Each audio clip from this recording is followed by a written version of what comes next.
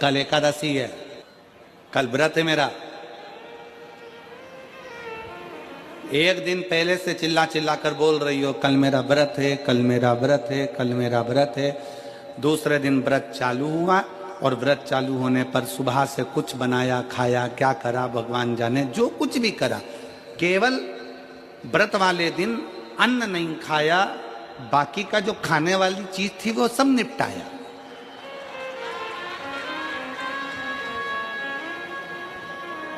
अब हम आपसे पूछें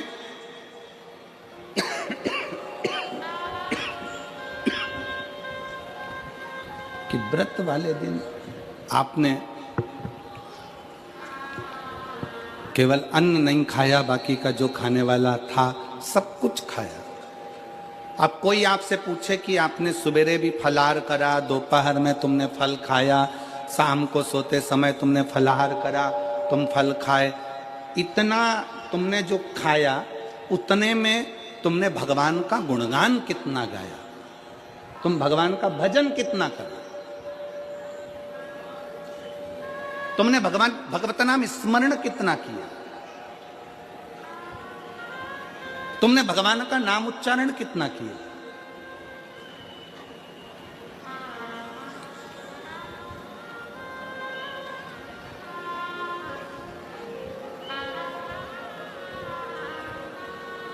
केवल खाना छोड़ा है, अन्न छोड़ा है, भोजन छोड़ा है, और दिन में सुबह से लेकर शाम तक 2-3 बार तुमने कुछ ना कुछ पाया है, वो व्रत हो सकता है आपकी दृष्टि में, पर हमारी दृष्टि में व्रत कौन सा है।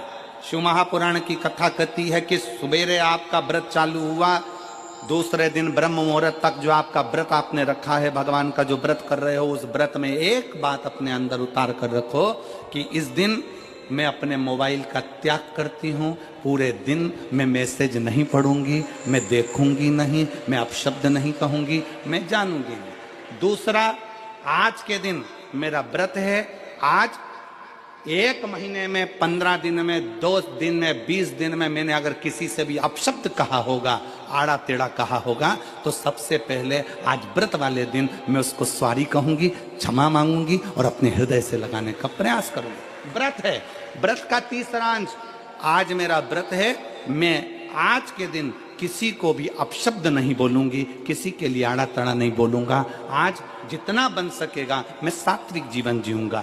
चौथा, आज मेरा व्रत है, आज के दिन मैं झूठ नहीं बोलूंगी, ना झूठ बोलूंगा सुबह से लेकर शाम तक। और 5वां, आज व्रत वाला दिन है, जितना फलाहार मैं करूंगी उसका पैसा जोड़ूंगी कि 15 रुपए का मैंने साबूदाना खाया, 10 रुपए का बटाटा खाया, ये खाया, वो खाया, सारा हिसाब लगाकर 55, 60, 70 रुपए जितने होते हैं उसमें से एक अंश निकालकर मैं उसका एक भाग किसी गौशाला में जाकर गाय को चारा जरूर दूंगा।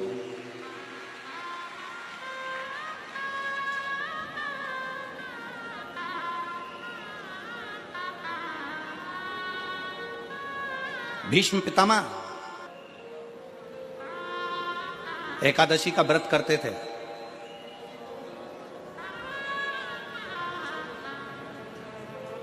भीष्म पितामह एकादशी का व्रत करते थे।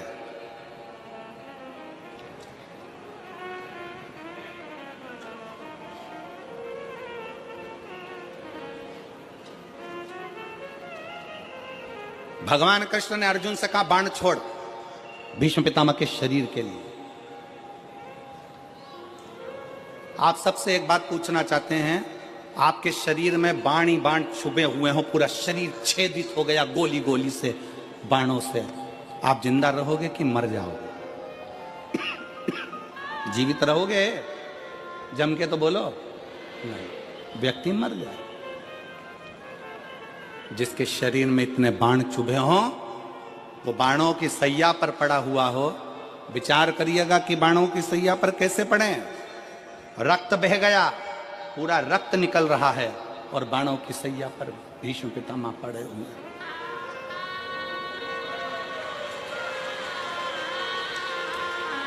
बाणों की सैया पर भीष्म पितामह पड़े। विचार करिए।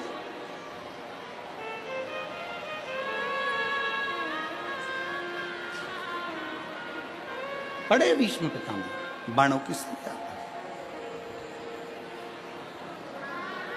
अर्जुन बाण छोड़ता है। बाण छोड़ने से पहले अर्जुन के मन में संशय उत्पन्न हो गया।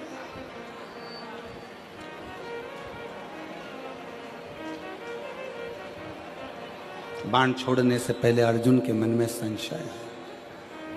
अर्जुन ने कहा, प्रभु अगर मैं बाण छोड़ता हूं और भीष्म पितामह के शरीर में लगेगा तो भीष्म पितामह को कष्ट बहुत होगा, बहुत कष्ट। अगर मैं बाण छोड़ता हूं तो भीष्म पितामह को कष्ट बहुत होगा।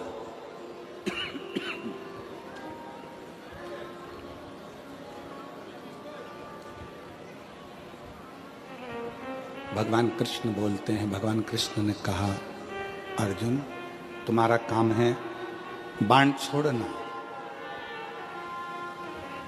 दुनिया के लोगों को लगेगा कि अर्जुन ने बाण छोड़े हैं और भीष्म पितामह के शरीर पर बाण लगे हैं और बाणों की सैया पर भीष्म पितामह पड़े हैं। पर अर्जुन, सत्यता तो यह है कि भीष्म पितामह ने एकादशी का व्रत किया हुआ है। 26 एकादशी भीष्म पितामह ने करी है। उन एकादशी पर भीष्म पितामह एक काम करते थे। उस एकादशी के दिन भीष्म पितामह कहीं नहीं जाते थे।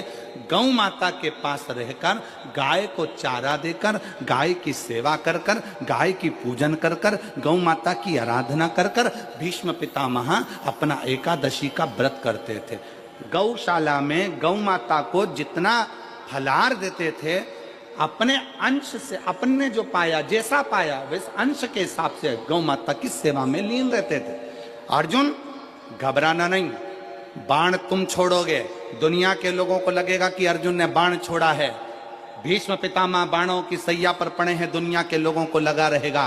पर अर्जुन, भीष्म पितामह के शरीर में बाण नहीं चुभेंगे। भीष्म पितामह बाणों की सैया पर नहीं, जो एकादशी का व्रत भीष्म पितामह ने करा है, उस एकादशियां भीष्म पितामह को अपने हाथ पर झेल लेगी और उसको अपने हाथों पर।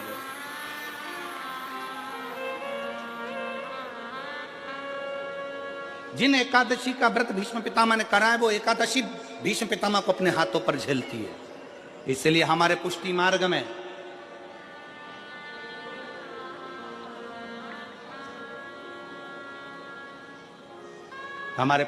में जहां हम ब्रह्म संबंध लेते हैं,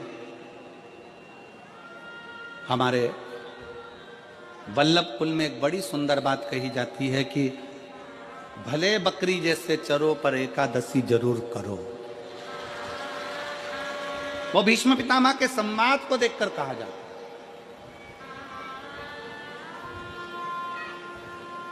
वो भीष्म पितामह के संवाद को देखा जाता है कि भीष्म पितामह के शरीर को एकादशी ने अपने हाथ में झेल कर रखा है।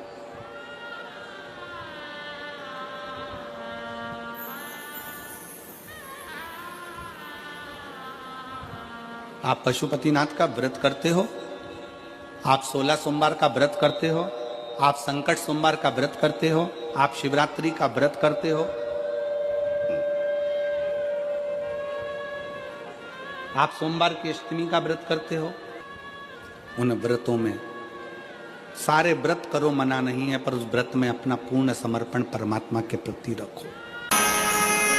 आप मानो तो मैं माऊं,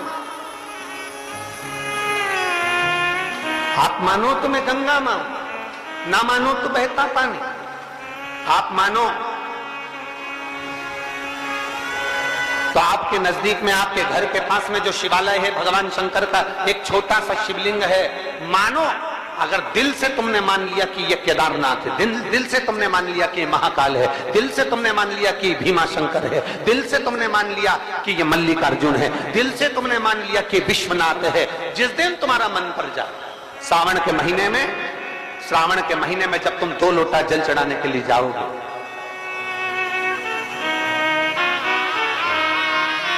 श्रावण के महीने में जब तुम 2 लोटा जल चढ़ाने के लिए जाओगे और 2 लोटा जल तक तुम अपने हाथ में लेकर चढ़ाओगे, जिस दिन तुम्हारा चित्त में मन में आ जाए कि आज मैं विश्वनाथ नहीं गई हूं, मैं सावन के महीने में मैंने विश्वनाथ का दर्शन नहीं करा है, सावन के महीने में मैं काशी नहीं गई, सावन के महीने में मैं गंगा के घाट पर नहीं गई। जिस दिन सावन के महीने में तुम्हारे मन में आ जाए, 2 लोटा जल लिया, शंकर जी को चढ़ाते हुए अपने मन में विचार कर लिया कि मेरे विश्वनाथ, मैं तुम्हारे दरवाजे तो नहीं आ सकी, पर मेरे जल में अगर बल होगा तो इस जल को आप वहां से यहां आकर स्वीकार कर लोगे। वो विश्वनाथ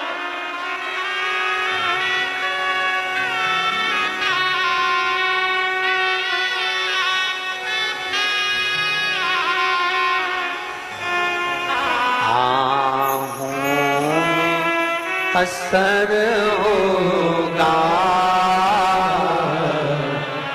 घर बैठे बुला लेंगे, तुम रूठे रहो बोले,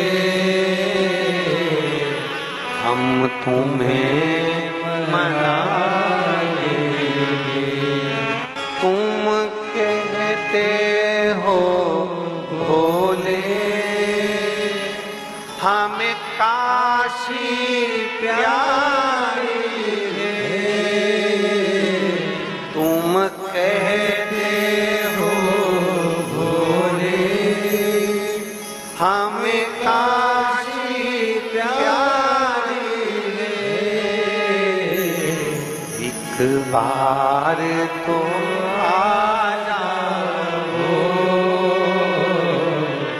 एक बार तो आ जाओ,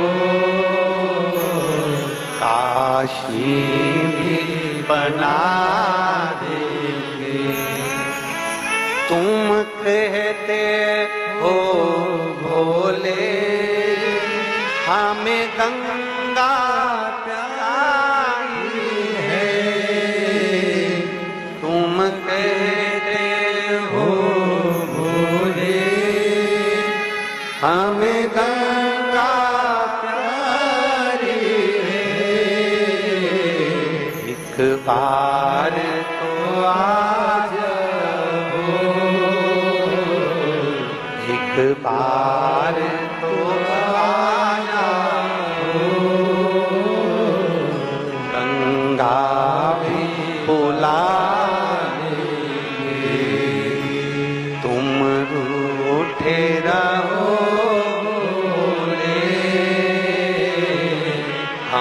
तुम्हें मना लेंगे, आहों में असर होगा,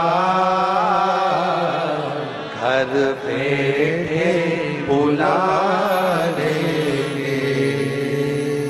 पूरे साल शिव जी को 1 लोटा जल चढ़ा, सावन का पहला दिन लगे 2 लोटा जल चालू कर दो, श्रावण के पूरे महीने 2 लोटा जल अपने घर से लेकर जाओ, और अपने घर से जब जल लेकर जाओ तो ये विचार कर कर जाना, आज मैं शिव को काशी में, आज मैं शिव को केदार में, आज शिव को अमरनाथ में, आज शिव को भीमा शंकर में, आज शिव को मल्लिकार्जुन में। और फिर निवेदन करूंगा, जिस बहन को 19 और 20 साल तक भी औलाद नहीं हुई हो तो कृष्णेश्वर महादेव का नाम लेकर 2 लोटा जल तुम्बकेश्वर महादेव का नाम लेकर चढ़ा कर देखना, सावन के बाद में बाबा संतान जरूर देगा, झोली जरूर भरेगा।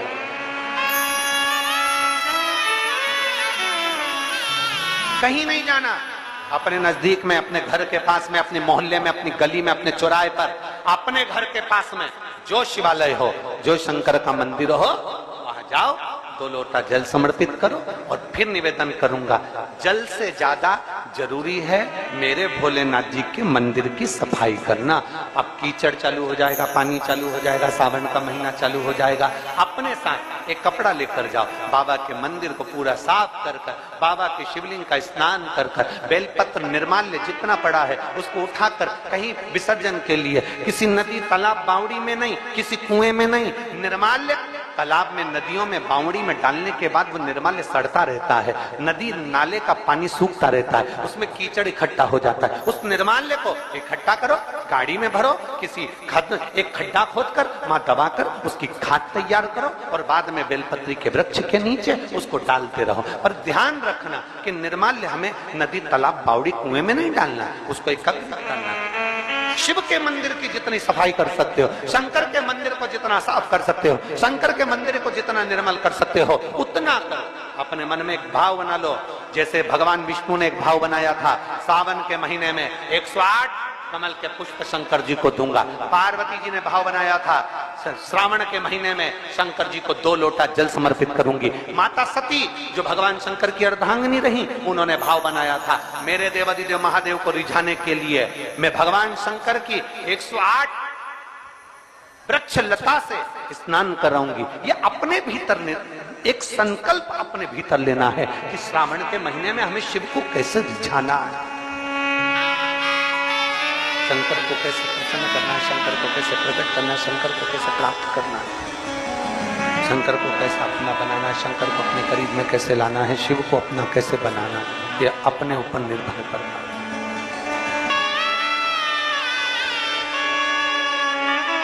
दृढ़ता, अपने भीतर की दृढ़ता शिव के करीब में लाते। एक पत्र है, देखिए,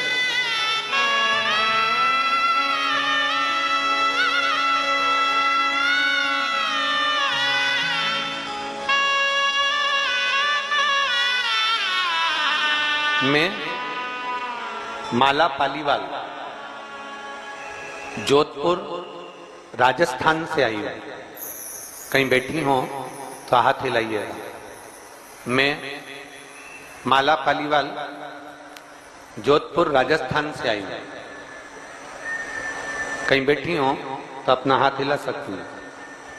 माला पालीवाल जोधपुर से। पत्र को आप एलईडी पर, आस्था चैनल पर आप ही हैं, ऐसे हाथ हिला दो एक बार। श्री शिवाय नमस्तुभ्यं। बच्चा आया है साथ में, लिया लिया।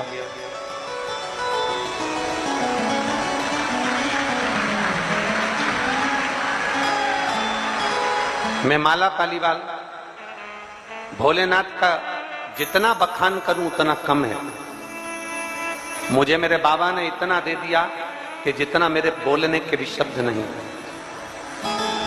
गुरुदेव, कई वर्षों तक तो औलाद नहीं हुई, कई वर्ष तक औलाद नहीं हुई, संतान का सुख नहीं हुआ। जब आपकी कथा सुनना प्रारंभ करा, शिव जी को बेलपत्र चढ़ाना, जल चढ़ाना प्रारंभ करा, सफेद आंकड़े की जड़ का प्रयोग करा, तो बाबा ने मुझको जुड़मा बच्चे तो दे दिए, पर थोड़े समय के बाद वो बच्चे जुड़मा जो हुए थे वो दोनों चले। जब जुड़मा बच्चे चले गए तो मन बड़ा दुखी हो गया। हम डॉक्टरों के पास गए, इलाज चलता रहा। डॉक्टरों ने कहा अब तुम्हारे गर्भ से कभी बच्चा नहीं हो सकता। हम लोग अहमदाबाद तक दिखाने के लिए गए। डॉक्टर बोला कि तुम मां नहीं बन सकती।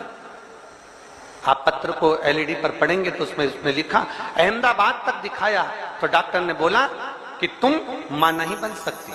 फिर मैं बाबा देवादिदेव महादेव का क्या गुणगान करूं गुरुदेव।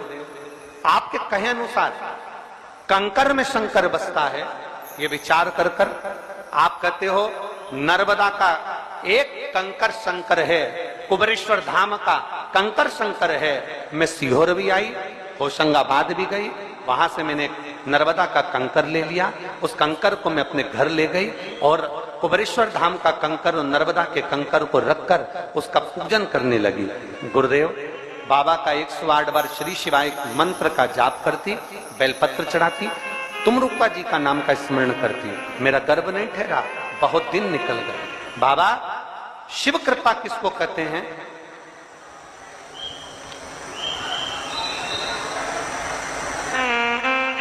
तब मेरे गर्भ में दर्द उत्पन्न हुआ, मेरे पेट में दर्द हुआ, तो डॉक्टर को दिखाने गए तो पता चला कि मेरा गर्भ ठहर गया है। और बाबा की कृपा से, क्या करुणा है मेरे बाबा की, जहां अहमदाबाद का डॉक्टर, राजस्थान का डॉक्टर, जोधपुर के डॉक्टर ने मना कर दिया था कि संतान नहीं होगी, मेरे देवादिदेव महादेव ने मुझे संतान का सुख प्रदान कर दिया। ये शिव कृपा। ये शंकर की उदार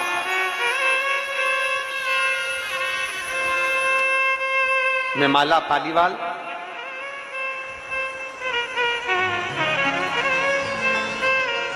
शिव कृपा इसी को अजब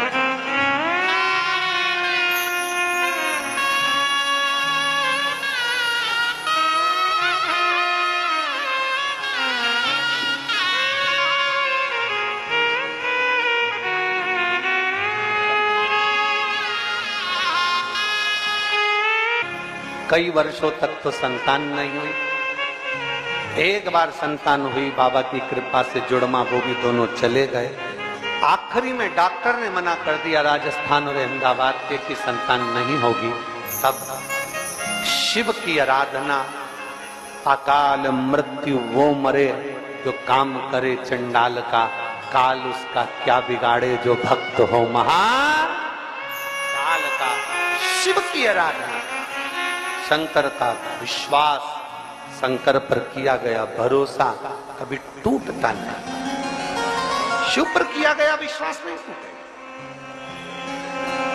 आप क्या, आप लोग इतनी पानी में आए हुए हो, कीचड़ में बैठे हुए हो, छाता लगा लगा कर बैठे हो, जरा आस्था वाले दिखाएं तो कितना पानी भरा पंडाल के अंदर, कितना पानी भरा रोडों पर लोग बैठे हैं। आपको क्या लगता है कि आप यहां से खाली चले जाओगे? आपको लगता है कि खाली चले जाओगे? खाली चले जाओगे? ये जितने पंडाल में बैठे हो, जितने बाहर बैठे हो, जहां बैठकर कथा सुन रहे हो, 3 महीना इंतजार करना। मेरे बाबा से जो मांग कर आप ले जा रहे हो, बाबा आपको खाली नहीं छोड़ेगा, भर कर जरूर। थोड़ी परीक्षा ले सकता है, परीक्षा तो लेगा, परीक्षा लेने में कमी नहीं रखी, ले सकता। पर खाली ना जाता कोई दर से तुम्हारे, खाली न जाता कोई दर से तुम्हारे, मैं भी खड़ी हूँ नंदी पाए पसारे, अपने गले से लगा लो गिरा जा रहा हो, उठा लो भोले अपने दर से, अब तो ना डालो गिरी जा रही हो, उठा लो।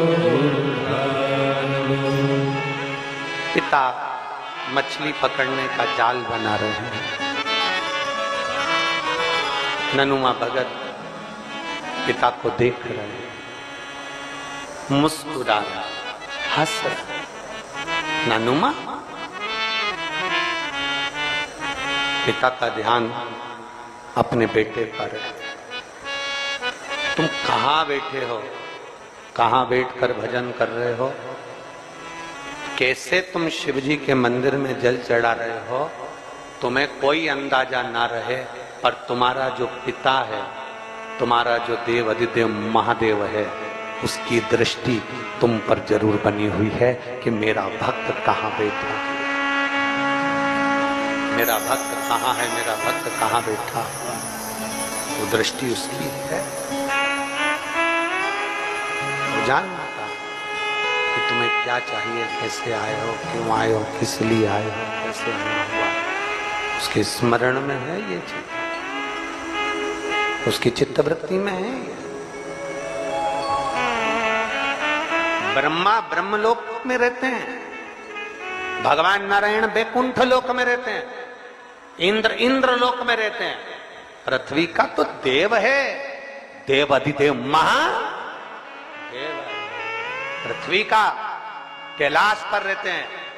एक बहू पूर्णा में रहती है, एक बहू इंदौर में रहती है, एक बहू विदिशा में रहती है। तबीयत खराब हो गई तुम्हारी, कौन सी बहू पहले आएगी? बोलो जम के। इंदौर वाली, पुणे वाली, विदिशा वाली, 3 में से कौन आएगी? विदिशा वाली, भले झगड़ा हो, भले लड़ाई हो, भले कैसी भी हो, भले कुछ भी हो, कितना भी झगड़ा कर ली, और अगर तकलीफ की घड़ी आएगी तो सबसे पहले विदिशा वाली दौड़कर तुम्हारे पास आ जाएगी, आएगी दौड़कर तुरंत। माँ क्या हो गया, पिताजी क्या हो गया, चिंता मत करो, इनको हॉस्पिटल ले जाओ, ये करो वो करो। और जो बाहर है वो तो फोन लगाकर मम्मी को बीपी चेक करा लो, मम्मी की शुगर चेक करा लो। मम्मी का अगर ध्यान रखना है तो दूर से नहीं रखा जाता, रखता पास वाला है। उसी तरह ब्रह्मा ब्रह्म लोक में रहते हैं, भगवान विष्णु वैकुंठ लोक में रहते हैं, इंद्र इंद्र लोक में रहते हैं। और संसार के किसी मनुष्य को जब दुख आता है तो सबसे पहले दौड़कर मेरा काल अधिपति महाकाल आता है, मेरा शिव आता है, मेरा शंभु, मेरा त्रिकालदर्शी आता है। दौड़कर विश्वास, जीने के लिए श्वास जरूरी है और परमात्मा को पाने के लिए विश्वास जरूरी है। अगर विश्वास नहीं तो परमात्मा भी नहीं। विश्वास एक पत्र है।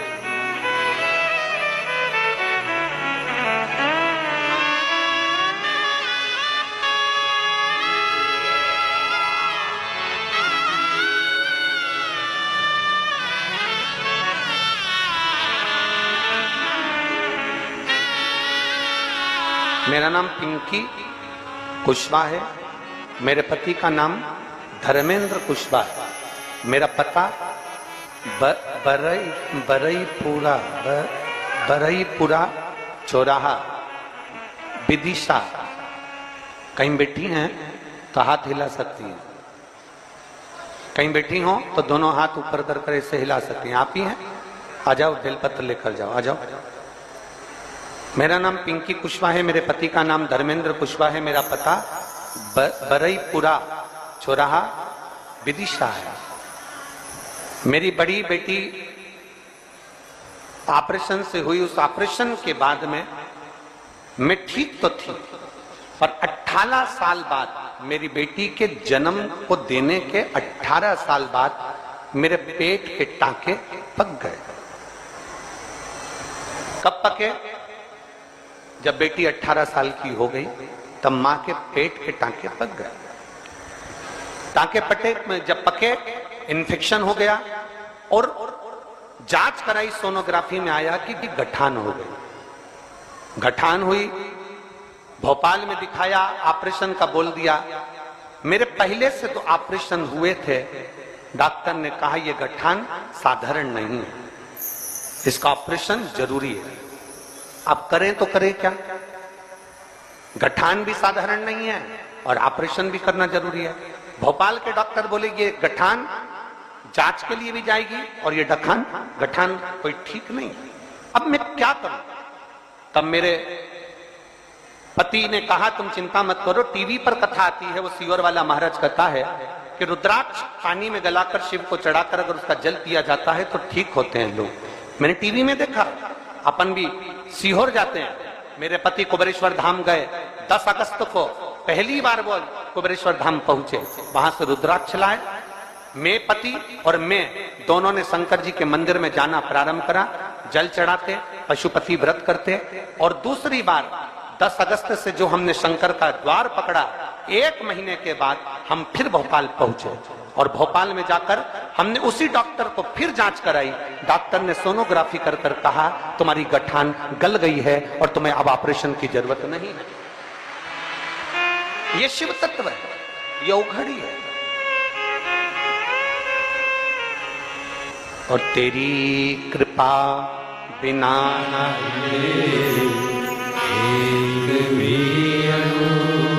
लेते हैं श्वास, तेरी कृपा से तनु बखान क्या करूं मैं, राखों के ढेर का चपटे भभूत मेरे खजाना कुबेर का। हे गंगाधार मुक्तिदार ओंकार तू, ओंकार तू, आयो शरण शंभु तार तार तू।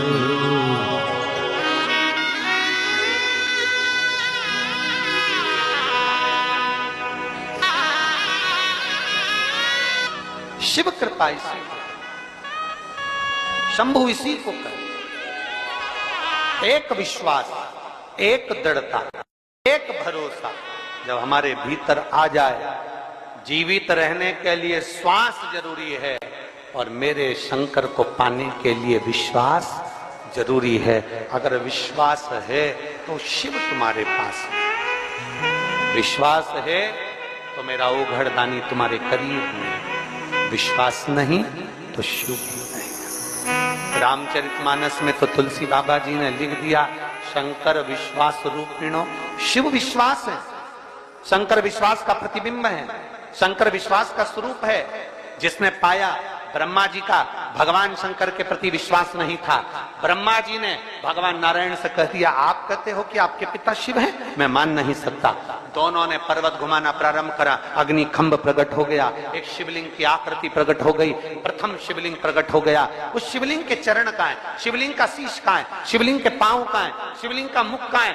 देखने के लिए ब्रह्मा और विष्णु दोनों जा रहे हैं। नारायण को मालूम था, मेरे नारायण ये जानते हैं कि भगवान के चरण और शीश देखना कठिन है, अपने पिता का मर्म जानना बहुत कठिन है, अपनी माता का मर्म जानना बहुत कठिन है, अपनी माता की करुणा जानना बहुत कठिन है, अपने पिता की करुणा जानना बहुत कठिन है, बहुत कठिन है। इसीलिए हमारे शिव महापुराण की कथा कहती है, स्त्री से आयु नहीं पूछी जाती और पुरुष से उसकी आय नहीं पूछी जाती। क्या नहीं पूछते? जम जम के बोलो जरा। स्त्री से, किसी नारी से, किसी स्त्री से, किसी महिला से उसकी आयु नहीं पूछी जाती, तुम कितने साल की हो, कितने वर्ष की हो, कितने साल की हो। स्त्री से आयु नहीं पूछी जाती और पुरुष से उसकी आय, उसकी कमाई नहीं पूछी जाती। क्यों? क्योंकि स्त्री से आयु इसलिए नहीं पूछते क्योंकि एक नारी, एक स्त्री कभी अपने लिए नहीं जीती, अपने परिवार के लिए जीती है, इसलिए उसकी आयु नहीं पूछी जाती। स्त्री से आयु नहीं पूछी जाती क्योंकि वह परिवार के लिए जीती है। पुरुष से उसकी आय नहीं पूछी जाती क्योंकि वो अपने लिए नहीं कमाता, अपने परिवार के लिए कमाता है, इसलिए उससे आय नहीं पूछते हैं कि तूने कितना कमाया, कितना एकत्रित करा, कितना कमा कर रखा, कितनी एफडी बनाई, कितना धन एकत्रित करा। पुरुष से नहीं पूछा जाता कि तुम कितना कमा रहे हो, कितना एकत्रित कर रहे हो, कितना जोड़ रहे हो। एक नारी, एक स्त्री से क्या यूं पूछोगे कितने साल की है?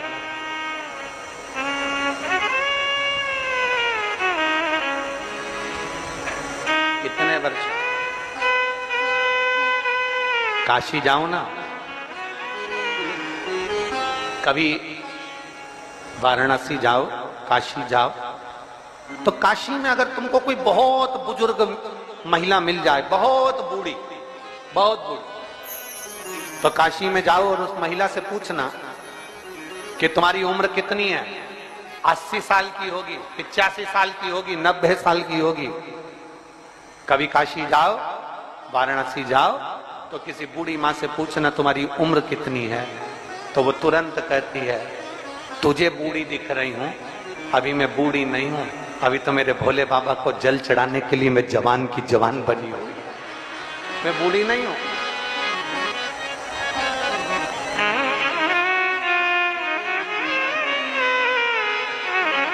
मेरी वृद्धावस्था नहीं, अभी मैं बुजुर्ग नहीं हूं, अभी मैं बूढ़ी नहीं हूं, मेरे बाबा को जल चढ़ाने के लिए अभी तो मेरी शरीर, मेरा पांव चल रहा। नानुमा को पिता ने देखा,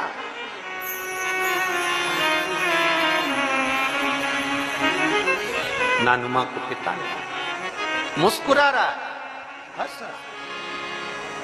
पूछा, नानुमा तेरे मुस्कुराने का कारण क्या है, तू क्यों मुस्कुरा, क्यों हंस रहा? कभी नाचता है, कभी गाता है, कभी मुस्कुराता है, कारण क्या है? क्यों मुस्कुरा? क्यों? नानू माँ ने कहा, पिताजी केवल मेरा एक संशय है, वो आप मिटा दो।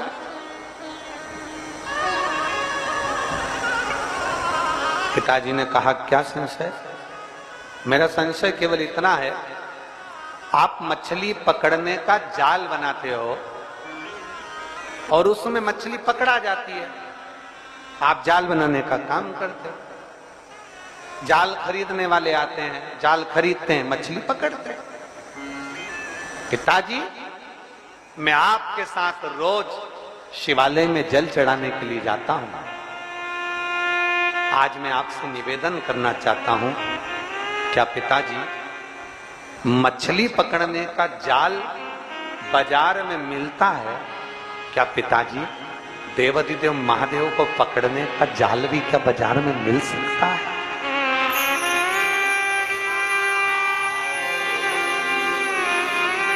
शिव को पकड़ने, शंकर को पकड़ने का जाल क्या बाजार में मिल सकता है? पिता की आंख में से आंसू बहने लगे जो मछली पकड़ने का जाल बना रहे थे। पिता की आंख से आंसू बह रहा, नेत्रों से नील बह रहा, जल बह रहा। नानू माँ, नानू माँ, आवाज लगाई। नानू माँ दौड़ कर आए, दौड़। पिता ने नानू माँ को गले से लगाया। पिता ने नानू माँ को जो गले से लगाया, हृदय से लगाते ही पिता ने नानू माँ को कहा, मछली पकड़ने का जाल इंसान बना सकता है और उसमें मछली पकड़ सकता है, पर नानू माँ देव अधिदेव महादेव को पकड़ने का जाल इंसान नहीं बना सकता। वो तो शंकर देव अधिदेव महादेव किसी के दिल में आकर बैठ जाते हैं तो वो हृदय के जाल में शंकर को पकड़कर अपने दिल में बिठा लेता है। कोई कोई कोई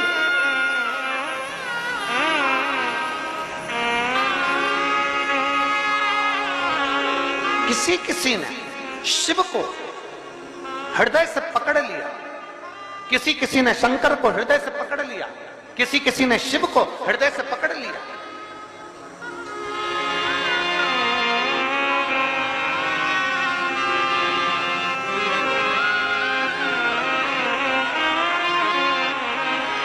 ए भाई, मेरी विदिशा की जीजियों और मेरे विदिशा के जीजाओं, मेरी बेटियों, बेटाओं, मेरी माताओं, मेरे भाई, अपने चित्त वृत्ति में उतार कर रखना। जितने आस्था चैनल पर सुन रहे हैं, जितने फेसबुक यूट्यूब पर कथा सुन रहे हो, लाखों की संख्या में आए हुए आप सब शिव भक्त अपनी चित्त वृत्ति में उतार कर रखना।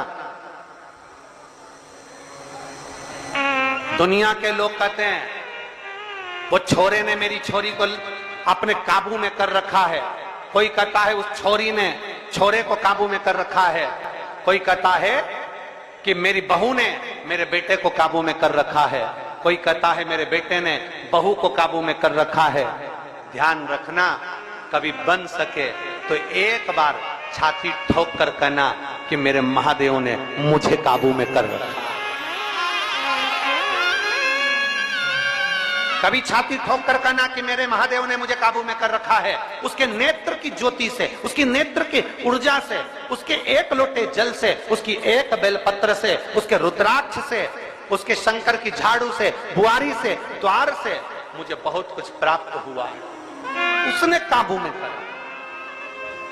और पकड़ लो हाथ त्रिपुरारी, नहीं तो डूब जाएंगे।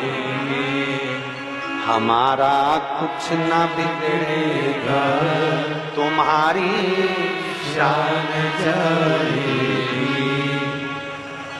अरे ओ कैलाशी, अरे ओ अविनाशी, अरे ओ कैलाशी, अरे ओ अविनाशी। पकड़ लो हाथ त्रिपुरारी, नहीं तो डूब जाएगी। हमारा कुछ न बिगड़ेगा, तुम्हारी शान जाएगी। हमारा क्या बिगड़ेगा, क्या जाए? देने वाला तू, प्रदान करने वाला तू, हमारा क्या?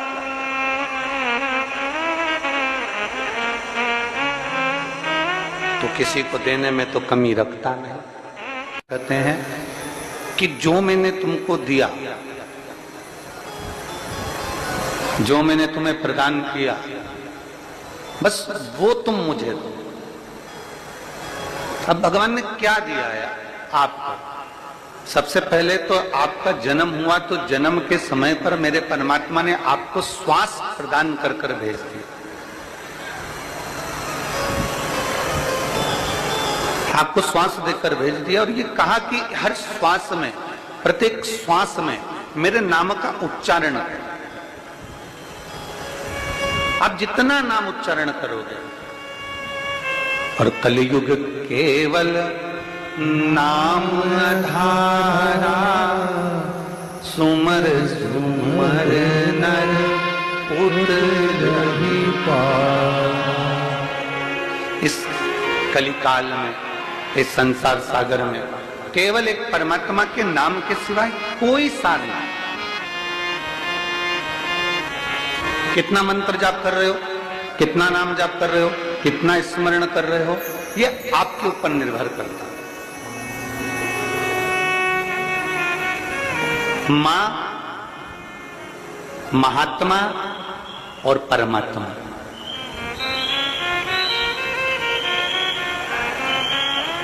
एक मां, दूसरे नंबर पर महात्मा और तीसरे नंबर पर, जम के बोलो जरा, अच्छे जम के बोलो, परमात्मा। ये तीन आपको देखते तक नहीं, फिर भी अपना पूरा प्रेम, अपनी पूरी वात्सल्यता, अपनी पूरी करुणा, अपनी पूरी उदारता, ये आपके ऊपर उंडेल देते हैं। कौन कौन? जम के बोलो जरा। पहले नंबर पर, आवाज नहीं आई, जम के जरा, मां। दूसरे नंबर पर महात्मा और तीसरे नंबर पर परमात्मा। जब बच्चा गर्भ में आता है, मां उसको देखती नहीं,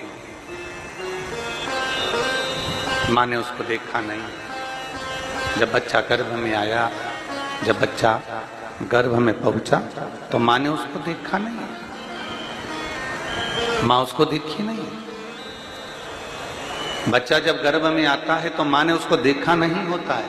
बच्चा जब गर्भ में आता है तो मां उसको निहारी नहीं होती है, पर मां अपनी पूरी करुणा, अपनी पूरी उदारता, अपनी पूरी वात्सल्यता, अपना पूरा प्रेम मां उस बच्चे को दे देती है। पूरी करुणा दे दी मां ने, पूरी वात्सल्यता दे दी मां ने, पूरा प्रेम दे दिया मां ने। उसको देखा नहीं है पर मां ने दे दिया। महात्मा, एक महात्मा ऐसा होता है। महात्मा किसको कहते हैं? पहले तो ये समझ लें, महात्मा का मतलब ये नहीं होता कि चोला बदल लिया तो महात्मा हो गए, तिलक लगा लिया तो महात्मा हो गए। महात्मा का मतलब अगर महाभारत के चरित्र से उठाकर देखेंगे तो विदुर जी को भी महात्मा कहा गया है।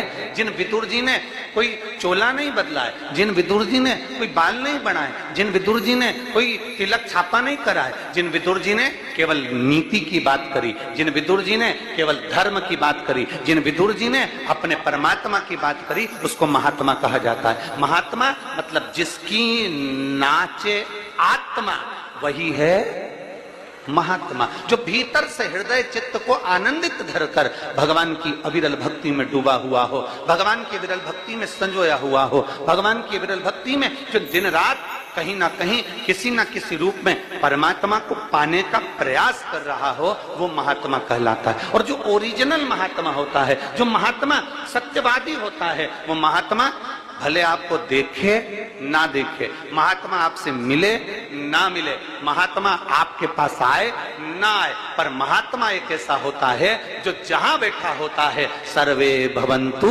सुखिनः की कामना करता है कि पूरा संसार सुखी रहे। इसको महात्मा करते हैं। तो पहले नंबर पर मां, दूसरे नंबर पर महात्मा और तीसरे नंबर पर परमात्मा। परमात्मा मेरा देव अधिदेव महादेव, मेरे राम, मेरे कृष्ण, मेरे शिव, मेरे शंकर, मेरे ओघड़दानी, मेरा शंभु, मेरा त्रकालदर्शी, मेरा कैलाशी अविनाशी, मेरा कालों का काल, महाकाल राजा एक ऐसा है जो आपको देखे भी ना, आपसे मिले भी ना, आप उसकी चौखट पर भी ना पहुंचे, आप उसके मंदिर में भी ना पहुंचे, आपने एक लोटा जल शिव को समर्पित भी नहीं करा, अगर केवल उसके मंदिर के सामने से भी निकल कर चले जाते हो तो भी वो करुणा कर देता है। ऐसा होता है परमात्मा।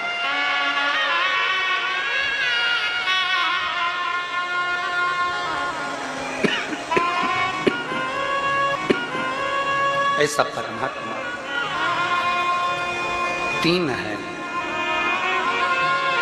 जो बिना देखे ही, तीन है जो बिना समझे ही, तीन है जो बिना सोचे ही, तीन है जो बिना विचार करे ही आपको प्रदान करते रहते हैं। पहले नंबर पर मां, दूसरे नंबर पर महात्मा और तीसरे नंबर पर परमात्मा, जो देना जाने।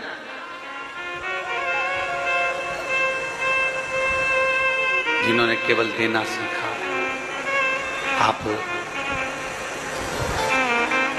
कोई बहू ऐसी होती है कि कोई बहू ऐसी होती है जो सास का सम्मान भी नहीं करती,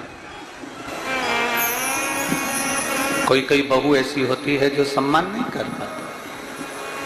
अब जो बहू सास का सम्मान नहीं करती तो ईमानदारी से बोलो, एक विचार करिएगा, जिसकी बहू सास का सम्मान नहीं करती, क्या वो सास अपनी पूरी जेवर, अपनी पूरी जायदाद, अपनी पूरी प्रॉपर्टी क्या पड़ोसी को दे जाती है?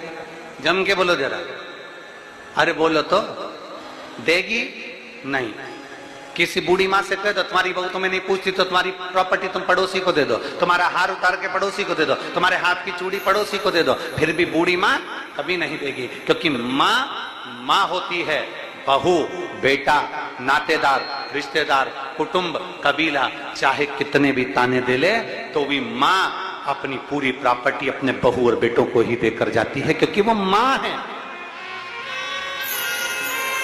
उसके भीतर पाप कर्म नहीं है, उसके भीतर कपट नहीं है, उसके भीतर छल नहीं है, उसके भीतर प्रपंच या दिखावा नहीं है।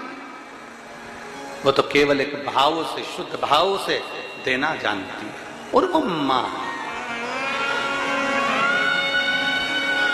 एक परमात्मा, एक महात्मा, महात्मा और परमात्मा का भी यही लक्षण है कि वो जो कुछ उंडेलना चाहते हैं, जो कुछ देना चाहते हैं, वो सर्वस्व आपको प्रदान करना चाहते हैं, सर्वस्व।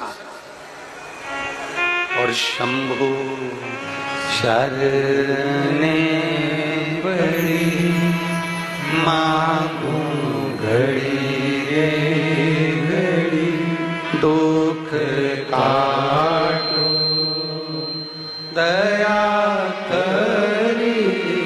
दर्शन आपो, शंभो शरण पड़ी मांगो घड़ी रे घड़ी, दुख काटो दया करी दर्शन आपो। जो केवल देना ही जाने, केवल देना जाने, वो मां है। केवल देना जाने वो महात्मा, केवल देना जाने वो परमात्मा। जो केवल देना जाने, उसको लेने की आशा नहीं है। एक बुजुर्ग माता पिता बद्रीनाथ की यात्रा करने जा रहे हैं।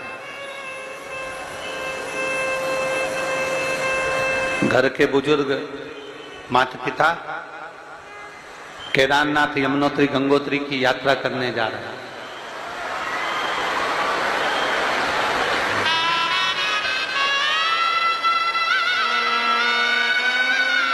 शंभो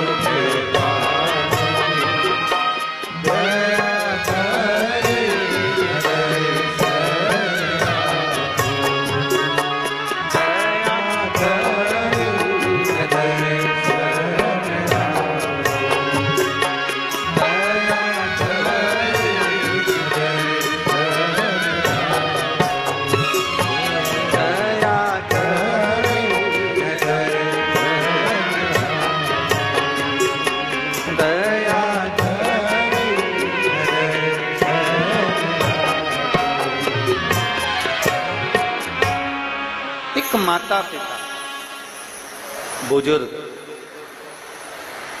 बद्रीनाथ जा रहे हैं, केदारनाथ जा रहे हैं, यमुनोत्री गंगोत्री जा रहे हैं दर्शन करने। अब जरा विचार करिए,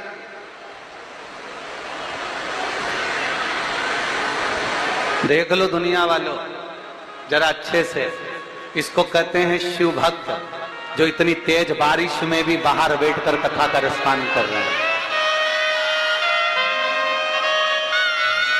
ये हैं शंकर के भक्त, ओघड़दानी के भक्त, शंभू के भक्त, त्रिकालदर्शी कैलाशी के भक्त।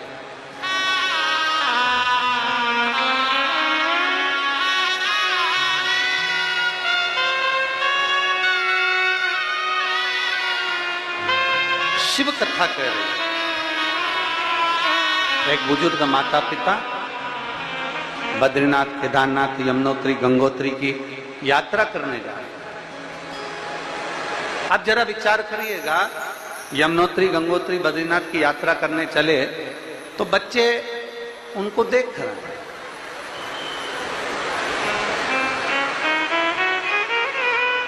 बच्चे उनको देख रहे हैं। एक बच्चा, एक बेटा, एक बहू, एक माता, घर की बेटियां, दामाद, बहू, बच्चे जब कहीं यात्रा करने जाते हैं तो घर के जो माता पिता होते हैं ना, घर का जो बुजुर्ग होता है ना, वो कुछ ना कुछ थोड़ा पैसा, थोड़ा सामान निकाल कर अपने बच्चों को दे दे। लो ये थोड़ा पैसा लो, थोड़ा सा धन लो, जाओ जाकर यात्रा, जाओ जाकर थोड़ा घूम आओ, जाओ जाओ। जाओ थोड़ी यात्रा करो। पर बुजुर्ग माता पिता जब यात्रा करने जाते हैं, बुजुर्ग माता पिता जब यात्रा के लिए जाते हैं, बुजुर्ग माता पिता जब कहीं जा रहे होते हैं, तो वो बच्चों से कमी नहीं करते कि मुझे तुम धन देना, मुझे तुम पैसा देना, मुझे तुम धन देना जिससे मैं यात्रा कर आऊं। बुजुर्ग माता पिता जब निकलते हैं तो अपने ऊपर जो उनका भरोसा होता है, अपने ऊपर जो उनका विश्वास होता है, उस भरोसे के साथ, उस विश्वास के साथ वो यात्रा के लिए निकल जाते हैं। एक भरोसे के साथ वो यात्रा के लिए चले जाते, एक भरोसे के साथ, एक विश्वास के साथ वो यात्रा के लिए निकल जाते हैं। शिव कथा कह रही है, शिव महापुराण की कथा कर रही है, माता पिता के आशीर्वाद की जरूरत संसार का प्रत्येक जीव, प्रत्येक मनुष्य, प्रत्येक जीव, संसार में रहने वाला, संसार में रमण करने वाले प्रत्येक जीव को माता पिता के आशीर्वाद की जरूरत होती है। और वह आशीर्वाद कहाँ काम आता है? वह आशीर्वाद किस जगह पर काम आता है? शिव महापुराण की कथा कहती है वह आशीर्वाद काम आता है हमारी विपदा की घड़ी में, हमारी विषम परिस्थिति में।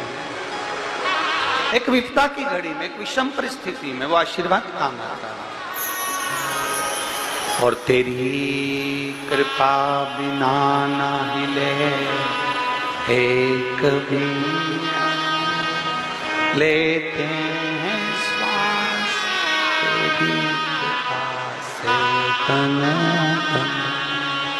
हे गंगाधार मुक्ति द्वार ओमकार तू, भोले ओमकार तू। आयो शरण तिहारी शंभु तार तार तू।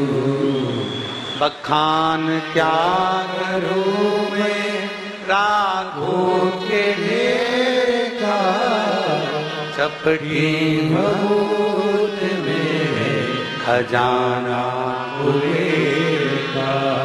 हे गंगाधार मुक्ति द्वार ओमकार तू, भोले ओमकार तू। आयो शरण तिहारी शंभु तार तार तू। शिव कथा कर रहे, भगवान शंकर का चरित्र कर रहा है, भगवान देवाधिदेव महादेव का संवाद कर रहा है, शिव तत्व कर रहा है। तीन, जिसके भीतर ईर्ष्या नहीं है। तीन, जिसके भीतर नफरत नहीं है। तीन, जो ईर्ष्या और नफरत से दूर है।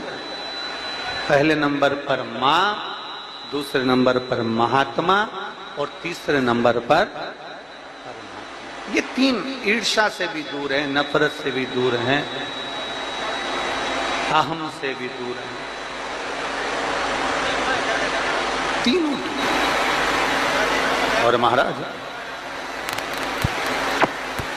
शिव महापुराण की कथा कर रही है, भगवान शंकर का संवाद कर रहा है, शिव चरित्र वर्णन कर, देवाधिदेव महादेव का संवाद कर रहा है, शिव कथा कह रही है, भगवान ओगढ़दानी का चरित्र कर रहा है।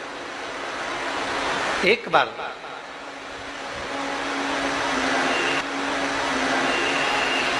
ब्रह्मा जी के मन में, ब्रह्मदेव के मन में एक संशय उत्पन्न हो।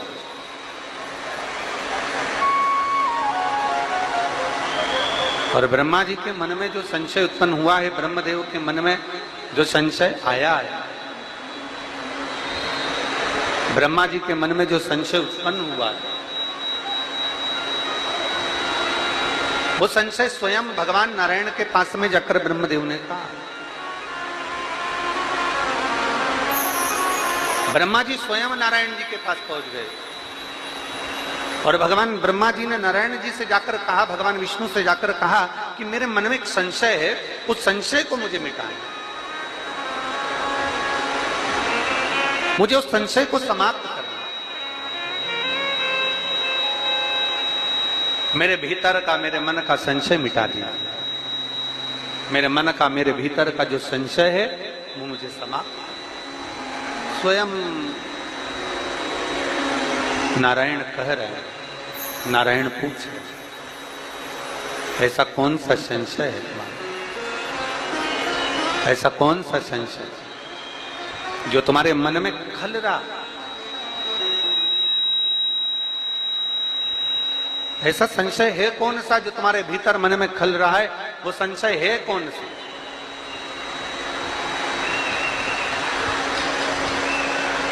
कौन सा संशय? ब्रह्मा जी ने कहा मेरे मन का जो संशय है वो संशय केवल एक यही है कि प्रभु मैं आपके द्वारा जन्मा हूं, मेरा प्रागट आपके द्वारा हुआ,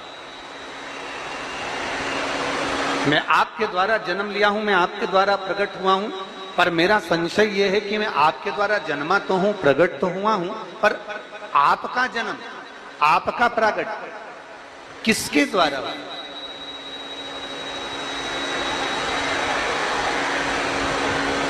आपका जन्म, आपका प्रकट किसके कारण हुआ? मुझे वो जानना। और बहुत सुंदर संवाद है महाराज। शिव महापुराण कहती है, भगवान देवादिदेव महादेव का चरित्र कहता है, भगवान देवादिदेव महादेव का चरित्र कहता है, जब मन में, हृदय में अगर थोड़ा सा भी संशय आपके अंदर आए, शिव महापुराण की कथा कहती है, भगवान शंकर का चरित्र कहता है, देवादिदेव महादेव का चरित्र कहता है, मान लो आपके अंदर अगर थोड़ा भी संशय आए, थोड़ा सा भी संशय अपने भीतर प्रकट हो, एक अंश भी अगर संशय हमारे भीतर है, तो शिव महापुराण की कथा कहती है उस संशय को मिटाने के लिए सबसे पहले देवादिदेव महादेव के पास में जाओ। थोड़ी सी भी विषम परिस्थिति चल रही है, थोड़ा भी तकलीफ चल रही है, थोड़ा भी कष्ट आया है जीवन में, थोड़ा भी दुख, थोड़ी भी तकलीफ, थोड़ा भी दर्द, थोड़ा भी कष्ट अगर आपके जीवन में आया है, तो शिव महापुराण की कथा कहती है सबसे पहले भगवान शंकर की शरणागति में जाए, भगवान शिव के पास जाए। सबसे पहले भगवान शिव के पास पहुंचे और भगवान शंकर के पास जाकर अपने हृदय से, अपने दिल से, अपने मन से, अपने भाव से भगवान शिव को अपने मन की बात देवादिदेव महादेव को कहना प्रारंभ कर।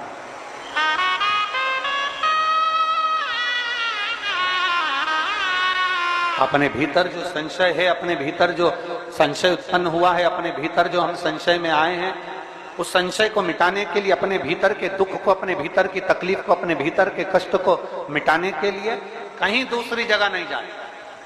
शिव महापुराण की कथा कहती है अगर जीवन में दुख भी आया है, तकलीफ भी आई है, कष्ट भी आया है, पड़ोसी के यहाँ, रिश्तेदारों को, नातेदारों को, कुटुंब को, कबीले को जाकर कहोगे, वो दुख मिटने वाला नहीं, वो संशय समाप्त होने वाला नहीं, वो तकलीफ समाप्त होने वाली नहीं, वो दुख समाप्त होने वाला नहीं है। अगर जीवन में संशय आया है, जीवन में अगर तकलीफ आई है, जीवन में अगर कष्ट आया है, तो हमें शिव की शरणागति ग्रहण कर लेना चाहिए। एक लोटा जल हाथ में लेकर भगवान शिव से अपने दिल की बात, अपने मन की बात भगवान शंकर को जरूर जाकर कहना चाहिए। अब कल जब कथा हुई, कथा होने के बाद किसी ने पत्र दिया था, वो पत्र हम जहाँ राहुल जी अग्रवाल जी के यहाँ, जहाँ हम लोग राहुल रोहित अग्रवाल जी के यहाँ भवन में, होटल में ठहरे हैं, वहाँ वो पत्र है। एक पत्र किसी ने भेजा और उस पत्र में उसमें उन्होंने लिखा कि मान लो हम किसी मंत्र को, हम किसी साधना को, हम किसी शब्द को नहीं जानते, और हमें भगवान शिव से अपने दिल की बात कहना भी नहीं आती।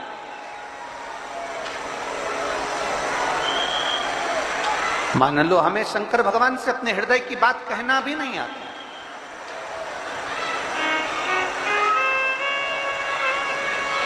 हमें अपने मन की बात भगवान देवादिदेव महादेव से कहना नहीं आता, तब हम क्या करें?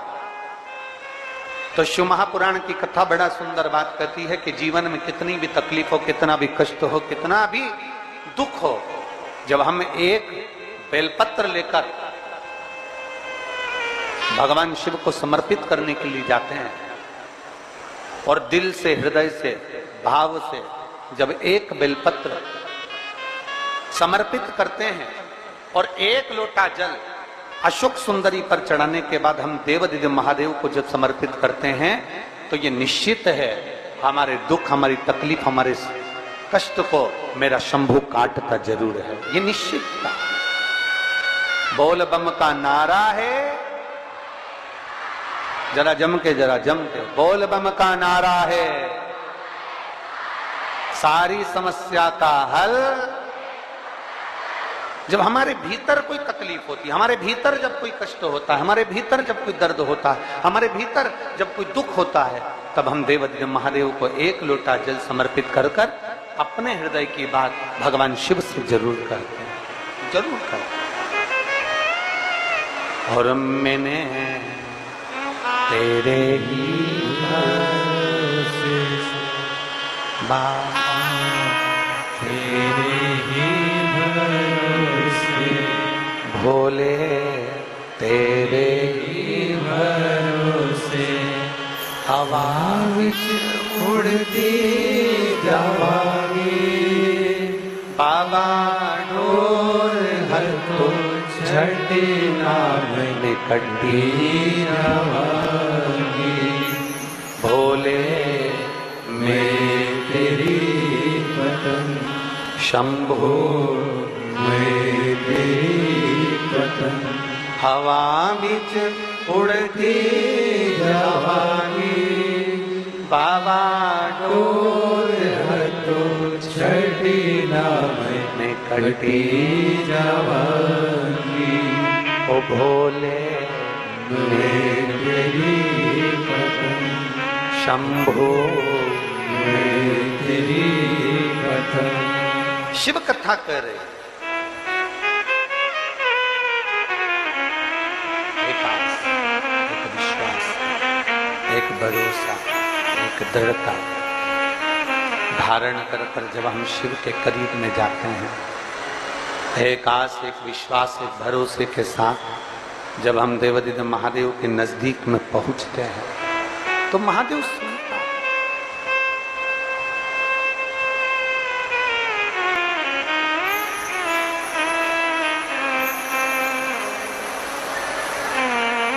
जीने के लिए श्वास का होना जरूरी है। पूरे विदिशा वालों एक बात को अपने भीतर उतार लीजिए। जीने के लिए श्वास का होना जरूरी है और परमात्मा को पाने के लिए विश्वास का होना जरूरी है।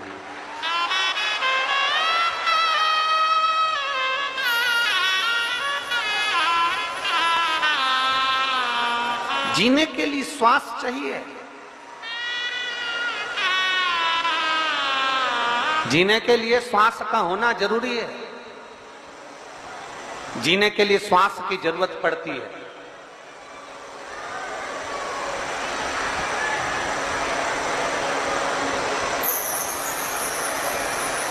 पर जीने के लिए श्वास की जरूरत है, पर परमात्मा को पाने के लिए श्वास से ज्यादा जरूरी है तुम्हारा विश्वास।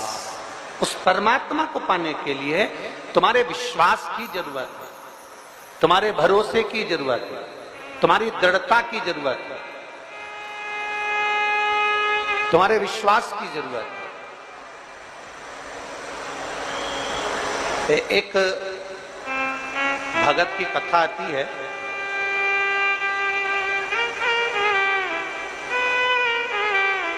उसको नानुमा भगत कहते हैं।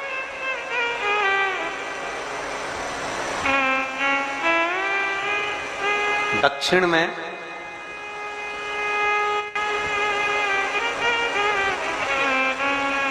जिस शहर को हम लोग चेन्नई कहते हैं आज के समय में, उसी के पास में एक नगर था, एक गांव था, जहां पर नानुमा एक भगत रहता था, भगवान शिव का परम भगत था। बहुत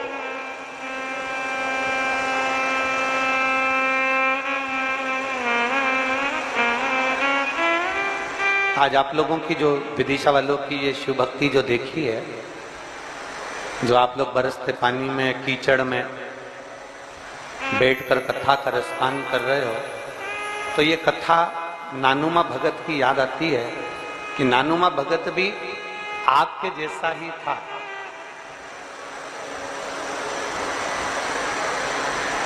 ना तो वो बारिश देखता था, ना वो ठंड देखता था, ना वो गर्मी देखता था। केवल एक लक्ष्य लेकर भगवान शिव के धाम जाया करता था, भगवान शंकर की शरणागति की ओर बढ़ता था। एक लक्ष्य। नानु दक्षिण में जिस शहर का नाम आज के समय में आप लोग चेन्नई कहते हो, मद्रास कहते हो, उसके नजदीक में एक छोटा सा गांव था। उस गांव में, एक नगर में एक नानुमा भगत रहता था। बहुत छोटी सी अवस्था, बहुत छोटी।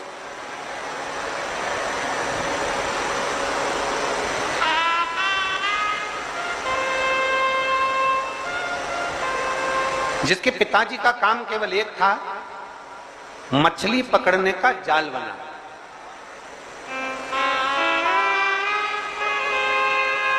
नानुमा अपने पिताजी के साथ में बैठा रहता,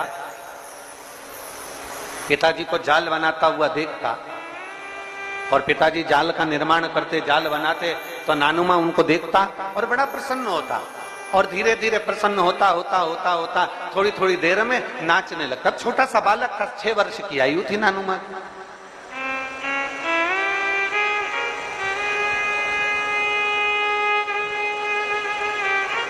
बहुत छोटी सी अवस्था, 6 वर्ष की अवस्था है। 6 वर्ष की अवस्था में नानुमा ने जाल बनाते हुए देखा, और जाल बनाते बनाते देख नाचने, बड़ा प्रसन्न हुआ, बड़ा खुश हुआ, नाच रहा है, आनंद कर रहा है। अब पिताजी का ध्यान नानुमा पर गया। जाल बनाते हुए, मछली पकड़ने के जाल को बनाते बनाते पिताजी का ध्यान नानुमा के ऊपर गया। पिताजी का ध्यान, और पिताजी ने पूछ लिया, जैसे पानी गिर रहा है, बारिश हो रही है, आप लोग छाता लगाए, पन्नी लगाए, नीचे जमीन पूरी गीली हो रही है, तो भी आप लोग, आपका ध्यान शिव महापुराण में लगा हुआ है, आपका ध्यान शंकर की ओर लगा हुआ है। अब नानुमा, पिताजी जाल बना रहे हैं, पिताजी मछली पकड़ने के जाल का निर्माण कर रहे हैं। नानुमा उनको जाल बनाता हुआ देखकर थोड़ी देर में खुश हो जाता, थोड़ी देर में नाचने लगता, थोड़ी देर में प्रसन्नचित होकर आनंदित हो।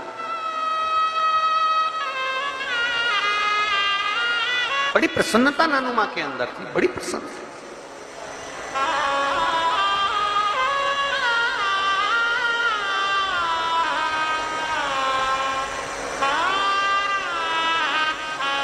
पिताजी का ध्यान गया, पिताजी का ध्यान पहुंचा, और बहुत ध्यान देना महाराज। कोई ये मत सोचना कि सीहोर वाले गुरुजी हमको नहीं दिख रहे हैं, शिव महापुराण के मंच का, व्यासपीठ का दर्शन हमको नहीं हो रहा है, तो भगवान शंकर की करुणा हम पर नहीं रहेगी। ध्यान देना, जाल बनाने वाला पिता, मछली का जाल बनाने वाले नानुमा के पिता, नानुमा मुस्कुरा रहा है तो पिताजी देख रहे हैं, नानुमा नाच रहा है तो पिताजी देख रहे हैं, नानुमा रो रहा है तो पिताजी देख रहे हैं। भले वो मछली पकड़ने का जाल का निर्माण कर रहे हैं, भले वो जाल, पर उनका ध्यान और उनका दृष्टि नानुमा के ऊपर बन रही है, उनकी दृष्टि नानुमा के ऊपर है। इसी तरह जैसे नानुमा मुस्कुरा रहे हैं तो उनके पिता की दृष्टि है, नानुमा नाच रहे हैं तो पिता की दृष्टि है, नानू माँ रो रहे हैं तो पिता की दृष्टि है। शिव महापुराण की कथा कहती है ऐसे ही दुनिया के लोग कहते हैं शंकर भगवान समाधि में लीन रहते हैं, शंकर भगवान नेत्र बंद कर बैठे रहते हैं, शंकर भगवान हजारों हजार वर्ष की समाधि में लीन रहते हैं और भगवान नारायण अपने नेत्रों से दर्शन करते रहते हैं, भगवान ब्रह्मा अपने नेत्रों से दर्शन करते रहते हैं, पर शंकर जी के नेत्र बंद रहते हैं, शिव जी के नेत्र बंद रहते हैं, शंकर भगवान समाधि में डूबे रहते हैं, शंकर भगवान समाधि में लीन रहते हैं। तो कई लोग, कई जिनके मुख में जो आता है, जिनके विचारों में जो आता है, वो कह देते हैं कि शंकर जी की आराधना नहीं करना चाहिए क्योंकि शंकर तो समाधि में डूबे रहते हैं, वो तो देखते ही नहीं है। पर उनको समझाना यह है कि नानू माँ का चरित्र कह रहा है कि नानू माँ के पिता मछली पकड़ने का जाल बनाते हैं और ध्यान नानू माँ पर रहता है। एक पनिहारन पानी को लेकर जाती है, सिर पर हंडे पर हंडा, मटके पर मटका, मटके पर मटका, मटके पर मटका रखती है, चलती जाती है, पड़ोसन से बात करती है, पर ध्यान मटके पर रहता है। एक माँ अपने बच्चे को लेकर बाजार में जाती है, सामान कितना भी खरीदे पर बच्चे पर ध्यान रहता है। एक पिता अपने काम में ध्यान देता रहता है। उसी तरह मेरा ओगढ़धानी भले नेत्र बंद कर कर समाधि में डूबा हुआ हो, पर जो एक लोटा जल चढ़ाता है मेरे शंकर का ध्यान उस पर बना ही रहता है। मेरे शिव का ध्यान, मेरे शंकर का ध्यान, मेरे शंभू का ध्यान, मेरे ओगढ़दानी का ध्यान, मेरे त्रिकालदर्शी कैलाशी अविनाशी का ध्यान उस पर बना ही रहता है। आप क्या करें? आप कैसे पुकार रहे हो, कैसे आप पुकार रहे हो, कैसे आप शिव के द्वार जा रहे हो, वो सब जानता, वो सब पहचानता, उसके सभी स्मरण।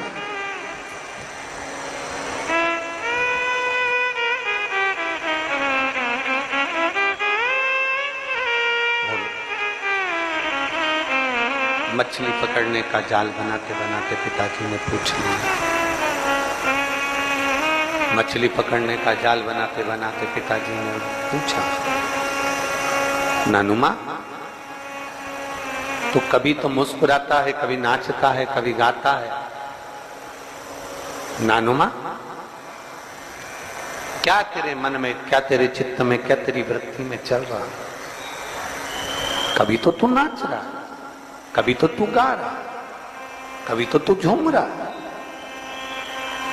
क्या तेरे मस्तिष्क में, क्या तेरी बुद्धि में, क्या तेरे चित्त में चल रहा? तेरी बुद्धि में चल क्या रहा? तेरे मन में चल क्या रहा? शिव भक्त फिर निवेदन करेंगे इस पवित्र व्यासपीठ बेत्रवती शिव महापुराण की कथा से। फिर निवेदन करेंगे, कभी अपनी जिंदगी में कितना भी दुख आ जाए, कभी अपने जीवन में कितनी भी तकलीफ आ जाए, कभी अपने जीवन में कितना भी कष्ट आ जाए, शिव पुराण कहती है अपने दुखड़े को जगत में मत रोना, अपने दुखड़े को अपने पिता महादेव के चरणों में जाकर रोना। कितना ही दुख,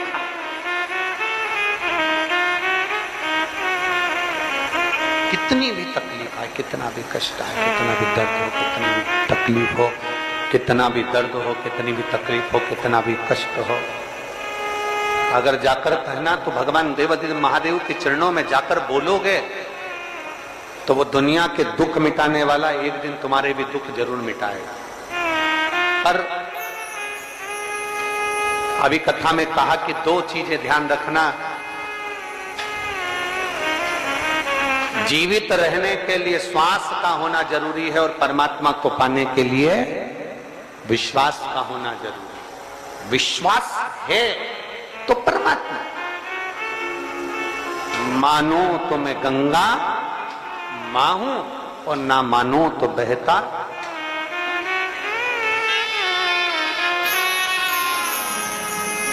आप मानो तो मैं मां हूं, आप मानो तो मैं गंगा मां हूं, ना मानो तो बहता पानी। आप मानो तो आपके नजदीक में, आपके घर के पास में जो शिवालय है भगवान शंकर का एक छोटा सा शिवलिंग है, मानो अगर दिल से तुमने मान लिया कि ये केदारनाथ है, दिल से तुमने मान लिया कि महाकाल है, दिल से तुमने मान लिया कि भीमा शंकर है, दिल से तुमने मान लिया कि ये मल्लिकार्जुन है, दिल से तुमने मान लिया कि विश्वनाथ है, जिस दिन तुम्हारा मन पर जाए, श्रावण के महीने में जब तुम 2 लोटा जल चढ़ाने के लिए जाओगे,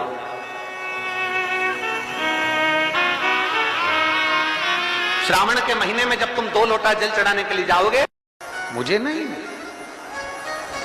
पर ब्रह्मा जी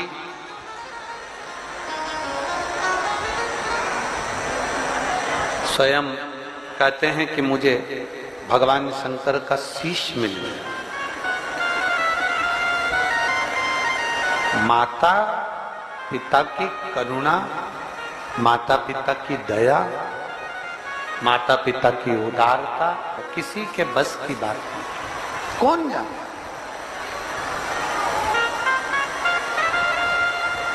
करुणा उदारता कौन जानता? मुझे नहीं।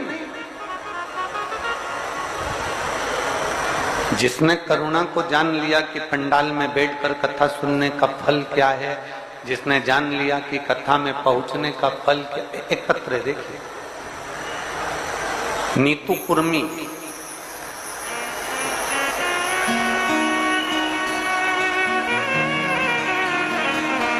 एक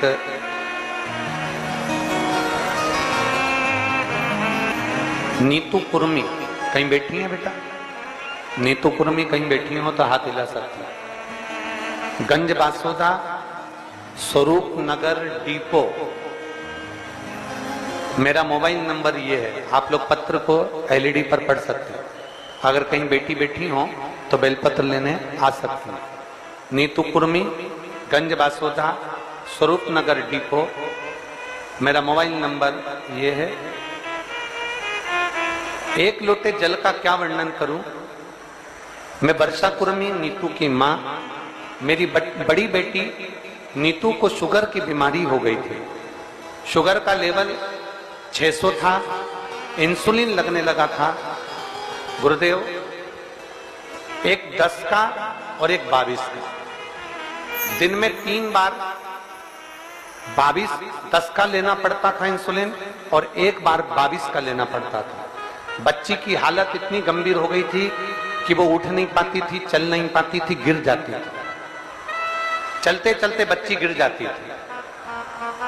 कोई रास्ता नजर नहीं आया, तब आपकी कथा सुनना प्रारंभ करी।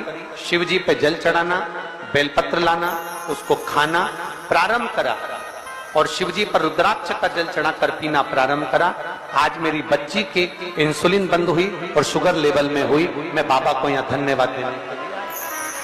कहीं बैठी हो तो हाथ हिला सकती है। एक दूसरा पत्र है, मेरा नाम रीनू सेन है, पति का नाम योगेंद्र सेन है। बड़ी बजरिया तोपपुरा है, तोपपुरा, बड़ी बजरिया तोपपुरा, विदिशा, मध्य प्रदेश का रहने वाला हूं। कहीं बैठे हो तो हाथ हिला सकते हैं, और अपने बच्चे को लाए हो तो व्यासपीठ पर ला सकते हैं। मेरा नाम रीनू सेन है, पति का नाम योगेंद्र सेन है, बड़ी बजरिया तोपपुरा, विदिशा, मध्य प्रदेश। मेरा मोबाइल नंबर ये है। मेरी शादी को 10 साल हो गए थे और संतान का सुख नहीं था। सारे डॉक्टरों से इलाज करवाया पर संतान का सुख नहीं आया। तब मेरे पड़ोसी ने मुझसे कहा कि एक कथा सीहोर वाला महाराज आया है रायसेन में करने के लिए, तुम रायसेन चले जाओ। हम पति पत्नी रायसेन की कथा को श्रवण करने के लिए गए, और वहां बैठकर हमने कथा सुनी। गुरुजी, आप कहते हो पंडाल में बैठकर जो मांगा जाता है वो मिलता है। मैंने रायसेन के पंडाल में बैठकर केवल संतान का सुख मांगा था, और मेरे बाबा की कृपा हुई। 10 साल बाद मेरे घर में संतान की प्राप्ति हुई। मैं बाबा को प्रणाम करता हूं। कहीं बैठे हो तो अपने बच्चे को लेकर आ सकते हैं। शिव कृपा, एक विश्वास, एक दृढ़ता, एक भरोसा, एक प्रभु के प्रति समर्पण हमारे भीतर होना चाहिए। एक दृढ़ता, एक भरोसा, एक विश्वास। भगवान नारायण ने कह दिया भगवान विष्णु कह दिए मुझे भगवान शंकर के चरण नहीं मिले, शिवलिंग का चरण कहां ढूंढूंगा, शिवलिंग का चरण कहां नहीं। स्कंद पुराण में सुंदर संवाद कहा गया। स्कंद पुराण का अगर रेवा खंड को हम पढ़ेंगे तो स्कंद पुराण का रेवा खंड कहता है कि भगवान नारायण ने शिवजी के सम्मुख में शिवलिंग की साक्षी में सत्य बोल दिया था। तो भगवान शंकर ने कह दिया था, हे नारायण, आपने मेरे शिवलिंग की साक्षी में सत्य बोला है, आज से आपका नाम सत्य नारायण हो जाएगा और पूरे ब्रह्मांड में सत्य नारायण की पूजा, पूरे ब्रह्मांड। सुनो, देवादिदेव महादेव कहते हैं, सुनिए नारायण, आपने मेरे शिवलिंग के सम्मुख में सत्य बोला है। घर में जब शुभ आयोजन होगा, घर में जब शुभ शकुन होगा, घर में जब शुभ कार्य किया जाएगा, घर में जब वंश की वृद्धि हो रही होगी, घर में कोई नया मेहमान आ रहा होगा, घर में कोई आतिथ्य हो रहा होगा, कोई नया मुहूर्त हो रहा होगा, तब हे नारायण आप सत्य बोले हो, इसलिए आपकी पवित्र पूजन प्रत्येक घर में पूर्णिमा, अमावस्या, एकादशी, द्वादशी, संक्रांति आदि का अधिक दिन आपके इस स्वरूप की पूजन पूरा ब्रह्मांड करेगा और आपको लोग सत्यनारायण भगवान के नाम से पुकारेंगे। बोल सत्यनारायण भगवान की। इसीलिए स्कंद पुराण का रेवा खंड कहता है, इसलिए हमारे यहाँ जब सत्यनारायण भगवान की हम कथा श्रवण करते हैं, प्रथम अध्याय पूर्ण होता है, द्वितीय अध्याय पूर्ण होता है, तो विद्वान ब्राह्मण जन कहते हैं इति श्री रेवा खंडे प्रथम अध्याय। तो ऐसा रेवा खंड में से भगवान सत्यनारायण के सुंदर स्वरूप का वर्णन आता है। शिव महापुराण में से भगवान सत्यनारायण के स्वरूप का वर्णन आता है, भगवान शिव की पवित्र कथा का वर्णन आता है, भगवान शंकर के सुंदर स्वरूप का वर्णन आता है और भगवान नारायण का एक नाम सत्यनारायण है। भगवान नारायण का एक नाम सत्यनारायण। किस किस क्या होती है सत्यनारायण जी की कथा? जरा हाथ उठाइए, जम के, जरा जम के। होती है कभी कभी? अरे बोलो तो। महीने महीने, 2 महीने, 3 महीने, 6 महीने, 4 महीने, 8 महीने, 10 महीने, 12 महीने में एक नियम बना लो कि हमारे घर में हम सत्यनारायण भगवान की कथा किसी ब्राह्मण जन को बुलाकर, करवाकर, यज्ञ ग्यारी करवाकर अपने जीवन को सार्थक बनाएंगे, क्योंकि सत्यनारायण की कथा भी शिव की कृपा के आनंद में होती है। कहते हैं जहां सत्यनारायण की कथा होती है वहां शंकर की भी कृपा नित्य बनी रहती है, क्योंकि शिव ने ही तो उपदेश दिया है।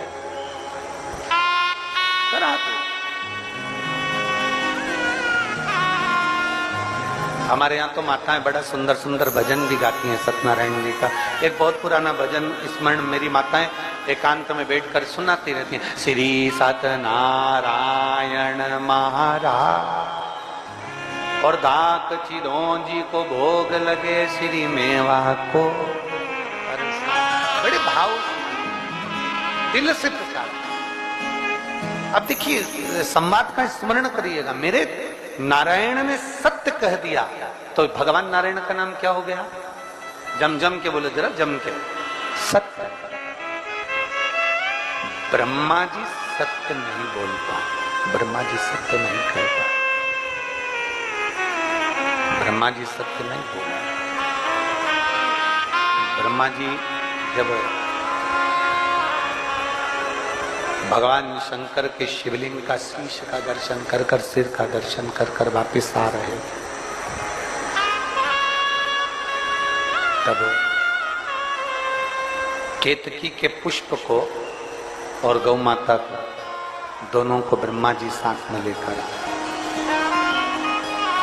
भगवान नारायण ने कहा कि मुझे तो भगवान शंकर का चरण नहीं मिला है, मुझे भगवान शिव का चरण नहीं मिला,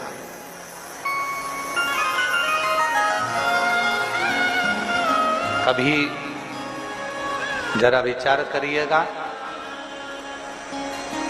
ब्रह्मा जी के बुद्धि में भी शंकर जी के प्रति संशय हो जाता,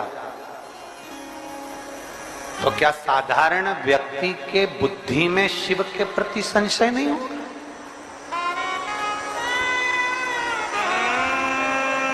क्या शंकर जी के प्रति संशय उत्पन्न नहीं होगा? जो तुमसे कह दे कि शंकर पर चढ़ा हुआ जल नहीं पीना, कोई कह दे कि बेलपत्र मत खाना, कोई कह दे कि श्री शिवाय नमस्तुभ्यम मत बोलना, उनको ये सारे पत्र विदिशा के ले जाकर उसके घर पे टांग देना, कहना इसमें फोन लगाकर पूछ लो कि शिव को जल चढ़ाने का प्रमाण क्या है।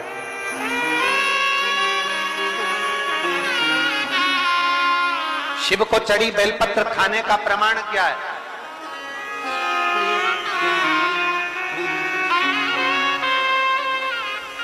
शंकर भगवान की अविरल भक्ति का बल क्या है? उसको बोलो।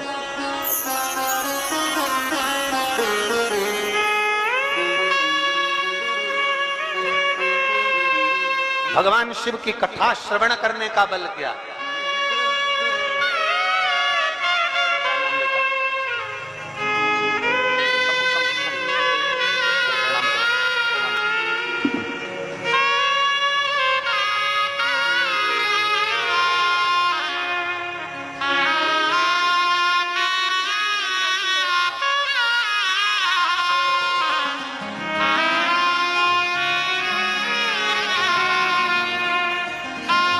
दस वर्ष के बाद बाबा ने संतान दी है और वो कह रही हैं कि मेरी संतान मेरे साथ में रोज जल चढ़ाने शिवालय जाती है।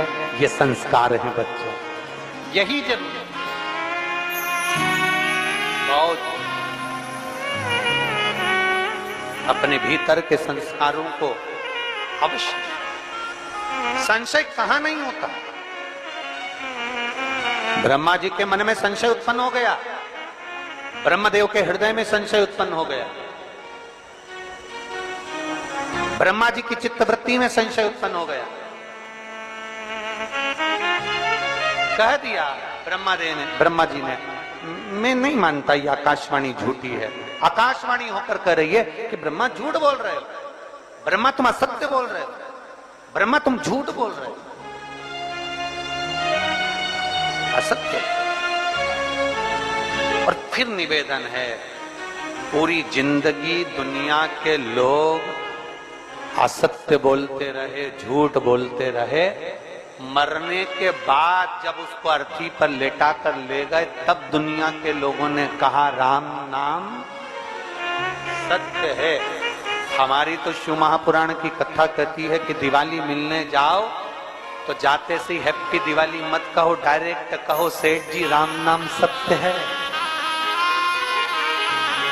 थोड़ा सा सेठ जी को भी करंट लग जाएगा और तुरंत बोलेगा क्या रे, क्या मेरा बुरा चाहता? नहीं, पूरा जीवन झूठ में निकल गया, असत्य में निकल गया, छल प्रपंच और कपट में निकल गया। एक मौका मिला है सत्य बोलने का, जीते जी सत्य बोल लो, उससे बढ़कर कोई पूंजी नहीं।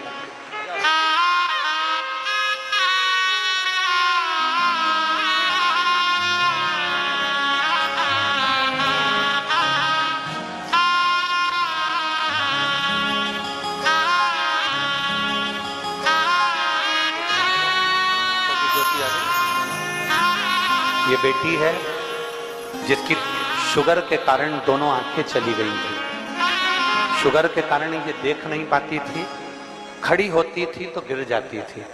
आज वही बेटी जो इंसुलिन लेती थी एक दिन में 3 बार, 10 का और 22 का एक बार, आज बाबा की कृपा से खड़ी भी है और उसकी आंखों की ज्योति भी बाबा ने वापस दे दी।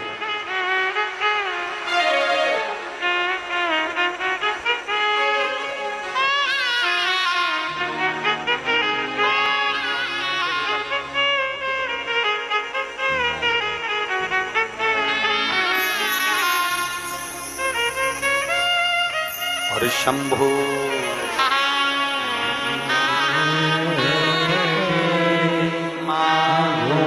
घड़ी रे घड़ी दुख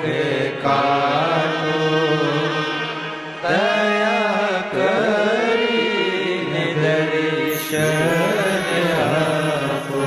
जिसके नेत्रों की ज्योति तक चली गई थी शुगर के कारण, खड़ी होती थी गिर जाती थी। आज देवाधिदेव महादेव की एक बेलपत्र खाने का, जल पीने का क्या भाव है, ये इन बेटियों से पूछा है।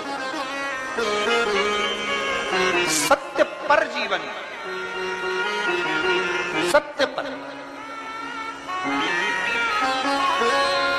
और जितनी अपनी जिंदगी सत्यमय जियोगे उतना आपका जीवन सुंदर होगा। सत्यम शिवम सुंदर।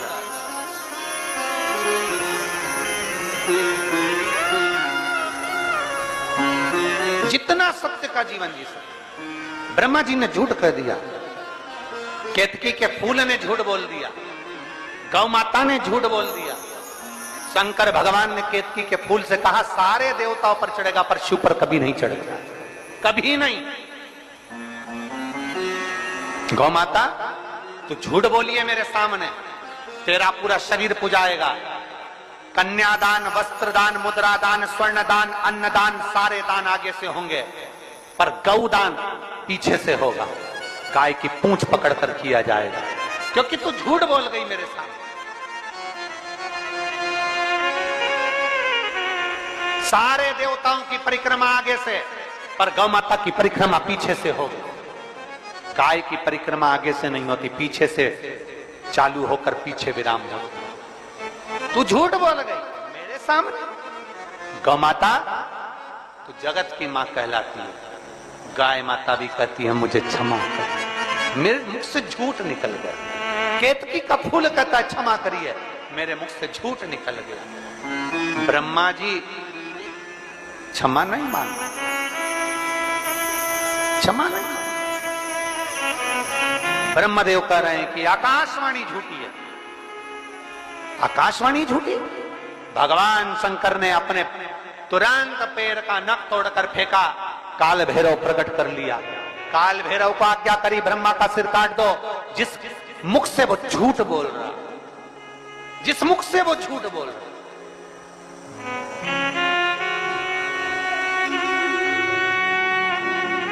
ब्रह्मा जी के सम्मुख में काल भैरव प्रकट हो गए। काल भैरव ने अपना हाथ की उंगली का नख तोड़कर फेंककर ब्रह्मा जी के शीश को काट दिया। कटा हुआ सिर लुढ़कता लुढ़कता गया, उनके रक्त निकलता गया। कटा शीश भी झूठ बोलता रहा, झूठ बोलता। सत्य को प्रमाण की जरूरत नहीं होती, पर झूठ को प्रमाण चाहिए। सत्य एक दिन उजागर होता ही है, उसको कितना भी दबाया जाए। सत्य को कितना भी दबा ले, वो उजागर होगा। आज नहीं तो कल होगा, कल नहीं तो परसों होगा, आने वाली पीढ़ी को होगा, पर सत्य सामने जरूर आएगा। सत्य को कोई नहीं दबा सकता। चाहे दुनिया में कितना भी प्रपंच रच लो, चाहे दुनिया में कितना भी पाखंड रच लो, सत्य को दबाने के लिए तुम सारी पूरी जिंदगी निकाल देना, पर एक दिन सत्य सत्य होता है और सत्य दुनिया के सामने आता जरूर है। तो दब नहीं, दम नहीं। कितना दबाओगे? सत्य को कितना झुकाने का प्रयास करोगे? सत्य को कितना दबाने का प्रयास करोगे? सत्य सम्मुख में आता है, प्रकट होता है, सामने आता है और आता है तो सत्य सहन नहीं हो पाता, जैसे ब्रह्मा से सहन नहीं हुआ। भगवान ने कह दिया शीश काट दो ब्रह्मा जी का, क्योंकि इनसे सत्य सहन नहीं हो रहा। काट दिया शीश, लुढ़कता गया लुढ़कता गया।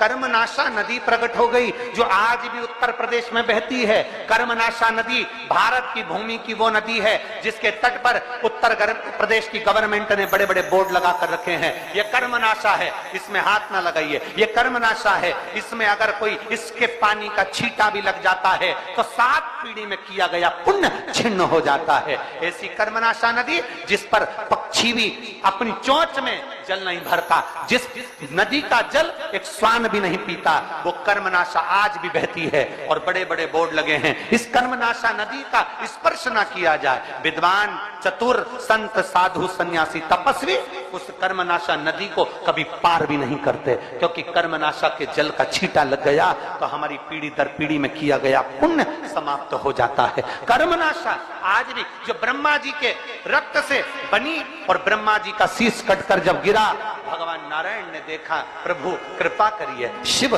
कृपा करिए, शंकर करुणा करिए। देवाधिदेव महादेव ने पूछा, नारायण ब्रह्मा जी गलती करें और क्यों, क्या कारण है? भगवान नारायण कहते हैं, प्रभु आप क्षमा की मूर्ति हो नाथ, भोले शंभु, त्रिकालदर्शी, कैलाशी, अविनाशी, आप शांता कारम हो, आप कर्पूर गौरम हो, आप करुणा कारम हो, आप सहज सरल शांत और अपनी चित्तवृत्ति में कैलाश की शीतलता को अपने हृदय में रखने वाले हो, इसलिए आप नम्र हो, आप क्षमा कर सकते, आप क्षमा कर सकते। महाराज बहुत ध्यान देना, चाय में शक्कर डालना भूल गए कोई बात नहीं, कॉफी में शक्कर डालना भूल गए कोई बात नहीं, बेसन चक्की में शक्कर डालना भूल गए कोई बात नहीं, जलेबी में शक्कर डालना भूल गए कोई बात नहीं, हलवे में शक्कर डालना भूल गए कोई बात नहीं, पर इतना याद रखना, अपनी जिभ्या में शक्कर डालना बंद मत कर देना। जिस दिन वाणी में शक्कर नहीं है उस दिन सब कुछ बेकार है। अपनी वाणी में शुगर को मिला लो, अपनी वाणी में मिठास को मिला लो, अपनी वाणी में नम्रता को मिला लो, अपनी वाणी में जिस दिन तुमने मिठास को देना बंद कर दिया उस दिन सब बेकार है, सब बेकार, सब कुछ बेकार। चाय में शक्कर नहीं होगी चल जाएगा, चाय में मिठास नहीं होगी चल जाएगा, कॉफी में मिठास नहीं होगी चल जाएगा, हलवे में मिठास नहीं होगी चल जाएगा, बेसन चक्की में मिठास नहीं होगी चल जाएगा, नुक्ती में मिठास नहीं होगी चल जाएगा, गुलाब जामुन में मिठास नहीं होगी चल जाएगा, पर वाणी में अगर मिठास नहीं है तो पूरी जिंदगी नरक सा जीवन निकल जाएगा। चाहे तुम बड़े से बड़े औहदे पर बैठ जाओ, बड़े से बड़े पद पर बैठ जाओ, बड़े से बड़े औहदे पर पद पर, चाहे संत साधु सन्यासी तपस्वी साधक उपासक बनकर बैठ जाओ, अगर आपकी वाणी में मिठास नहीं तो परमात्मा भी आपको प्रसन्न नहीं, परमात्मा भी आपकी ओर अग्रसर नहीं। अपनी वाणी में मिठास डालिए और वाणी ऐसी बोलिए जो मन का, जम जम के बोलो रे विदिशा वालों, वाणी ऐसी बोलिए जो मन का आपा खोए। पर आज के जमाने में वाणी ऐसी बोलिए जो जम के झगड़ा होए, पर उससे मत बोलिए जो तुमसे तगड़ा। आज का जमाना उल्टा है, आज लोग भाई वाणी भी ऐसी बोलते हैं, ऐसी वाणी बोलेंगे जिससे झगड़ा उत्पन्न हो जाए, ऐसी वाणी बोलेंगे जिससे लड़ाई उत्पन्न हो जाए, ऐसी वाणी बोलेंगे जिससे कहीं ना कहीं विवाद उत्पन्न हो जाए, कहीं ना कहीं। एक टीचर ने बच्चों से पूछा, तुमने कभी किसी पर दया करी? तुमने कभी किसी कोई अच्छा पुण्य का कार्य किया? एक बच्चा खड़ा हुआ, गुरुजी मैंने पुण्य का कार्य किया। कौन सा पुण्य का कार्य? गुरुजी, एक महिला, एक स्त्री सब्जी लेके घर जा रही थी, मैंने उसके पीछे कुत्ता छोड़ दिया। गुरुजी ने पूछा यह कौन सा पुण्य का कार्य? गुरुजी वो कुत्ते के चक्कर में जल्दी पहुंच गई, मैंने उसका टाइम बचा दिया। इसको पुण्य नहीं कहेंगे, इसको पुण्यता नहीं कहेंगे कि किसी के सब्जी लेने जाने पर कुत्ता छोड़ दो ये पुण्यता हो जाए। नहीं महाराज, शिव महापुराण की कथा कहती है भजन करो, कीर्तन करो, मंत्र जाप करो, नाम जाप करो, आराधना करो, सेवा करो, शिव मंदिर में जाकर चाकरी करो, शंकर जी के मंदिर में झाड़ू पोछा लगाओ, शिव मंदिर में जाकर जल चढ़ाओ। परंतु शिव पुराण की कथा कहती है अपनी वाणी को संयम में रखना, कहीं इस जिह्वा से किसी का दिल ना दुख जाए, इसका स्मरण अपनी जिंदगी में धारण कर कर रखना। ये पुण्य नहीं कि कुत्ते को पीछे छोड़ दो कोई जल्दी घर पहुंच गए, इसको पुण्य कहेंगे? नहीं, इसको पुण्यता नहीं। अपनी वाणी में नम्रता लाइए, अपनी वाणी में मिठासता लाइए। चाय में शक्कर नहीं है कोई बात नहीं, पर अपनी जिह्वा में मिठास होना जरूरी है। मिठास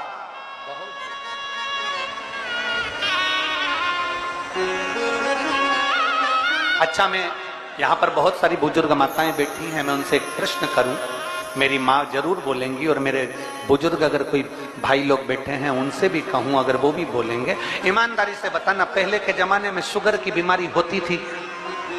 अरे बोलो तो जम के, नहीं होती थी। हमारे यहाँ नाथद्वारा में सबसे ज्यादा मीठा, हमारे भगवान राम के मंदिर में, कृष्ण के मंदिर में, हरि विठल के मंदिर में, पांडुरंगा के मंदिर में, तिरुपति के मंदिर में, हमारे ठाकुर जी की हवेली में, तुम अगर मौका लगे तो नंदवाना में श्रीनाथ जी की हवेली है, विदिशा में भी, वहां पर भी जाकर अगर थोड़ा सा प्रसाद मुखिया जी से लोगे ना, मांगोगे ना, तो उस प्रसाद में भी खाकर देखना, वो भी चौगुना मीठा होता है। हमारे यहाँ मीठा खाने की परंपरा रही है। हमारे यहाँ इतना मीठा खाते थे, इतना मीठा खाते थे कि जब चाय पीते थे तो होठ चिपक जाते थे, इतना मीठा खाते थे पहले के समय में। और चाय आज के जमाने में तो इतनी सी पीते हैं, पहले बुजुर्ग लोगों को थाली में उंडेल कर, हिलाकर थाली से पी जाते थे, है इतनी चाय पीते थे। तो शुगर की बीमारी होती थी? नहीं। आज के समय में, इस घोर कलयुग में शुगर की बीमारी हो रही है। उसका कारण केवल इतना है, पहले के लोग मीठा खाते थे तो मीठा बोलते थे, वो शुगर का लेवल बराबर रखते थे। आज के जमाने में लोग मीठा खाते हैं पर जीवान से शुगर निकालते नहीं है, इसलिए नस में चली जाती है और शुगर हो जाती है। शुगर के लेवल को बराबर रखना है तो जितनी शुगर खाओ उतनी अपनी जीवान से निकालते जाओ, निकालते जाओ। पर आज के जमाने में शुगर निकलती नहीं है। बहू इतना कड़वा बोल देती है कि शुगर अंदर की अंदर रह जाती है। सास इतने ताने दे देती है कि शुगर अंदर की अंदर रह जाती है। लेवल बराबर नहीं हो रहा। हमारा निवेदन है रे विदिशा वालों, ओ मेरी जीजियों और मेरे जीजाओं, इतने प्रेम की वाणी बोलिए, इतनी मीठी वाणी बोलिए कि शरीर की शुगर का लेवल बराबर चलता रहे और किसी को शुगर नहीं। अपनी वाणी ब्रह्मा जी ने दी असत, भगवान नारायण कह रहे हैं आप कृपा करें,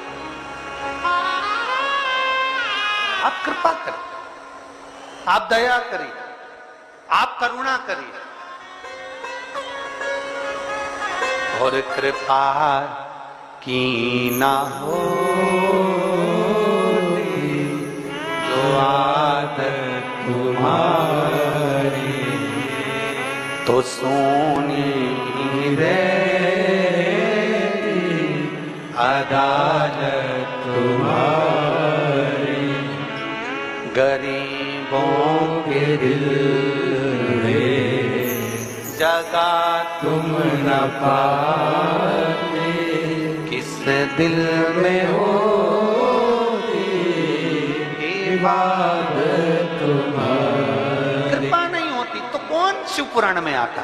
अगर शिव करुणा ना करते तो कौन इस बरसते पानी में आता? अगर शिव करुणा ना करते तो इस कीचड़ में कौन बैठता? आपको अगर 500 का लिफाफा भी मिले ना तो तुम कीचड़ में ना बैठो। सगे रिश्तेदार के घर में शादी हो ना तो तुम उसके घर में बरसात में ना जाओ। पर मेरे बाबा की कथा में तुम क्यों आ रहे हो? क्योंकि वो करुणा करने वाले ने तुम्हारा हाथ पकड़ रखा है, वो कृपा करने वाले ने तुम्हारा हाथ पकड़ कर रखा है। ये एक बहन ने ट्रे भेजी है, ट्रे नहीं पत्र है, ठीक है।